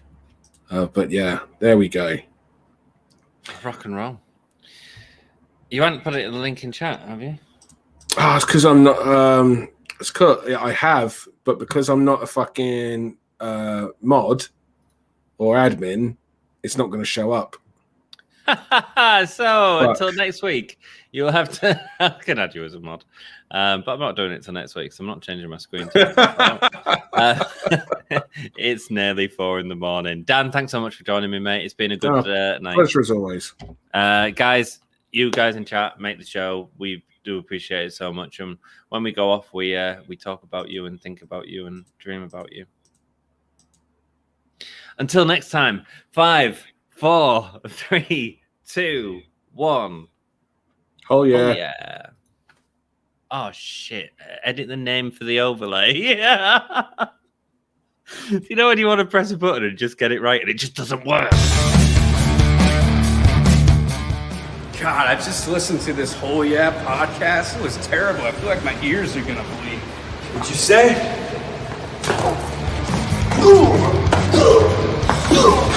This is Darby Allin, and you're listening to Gimme a Whole Yeah podcast.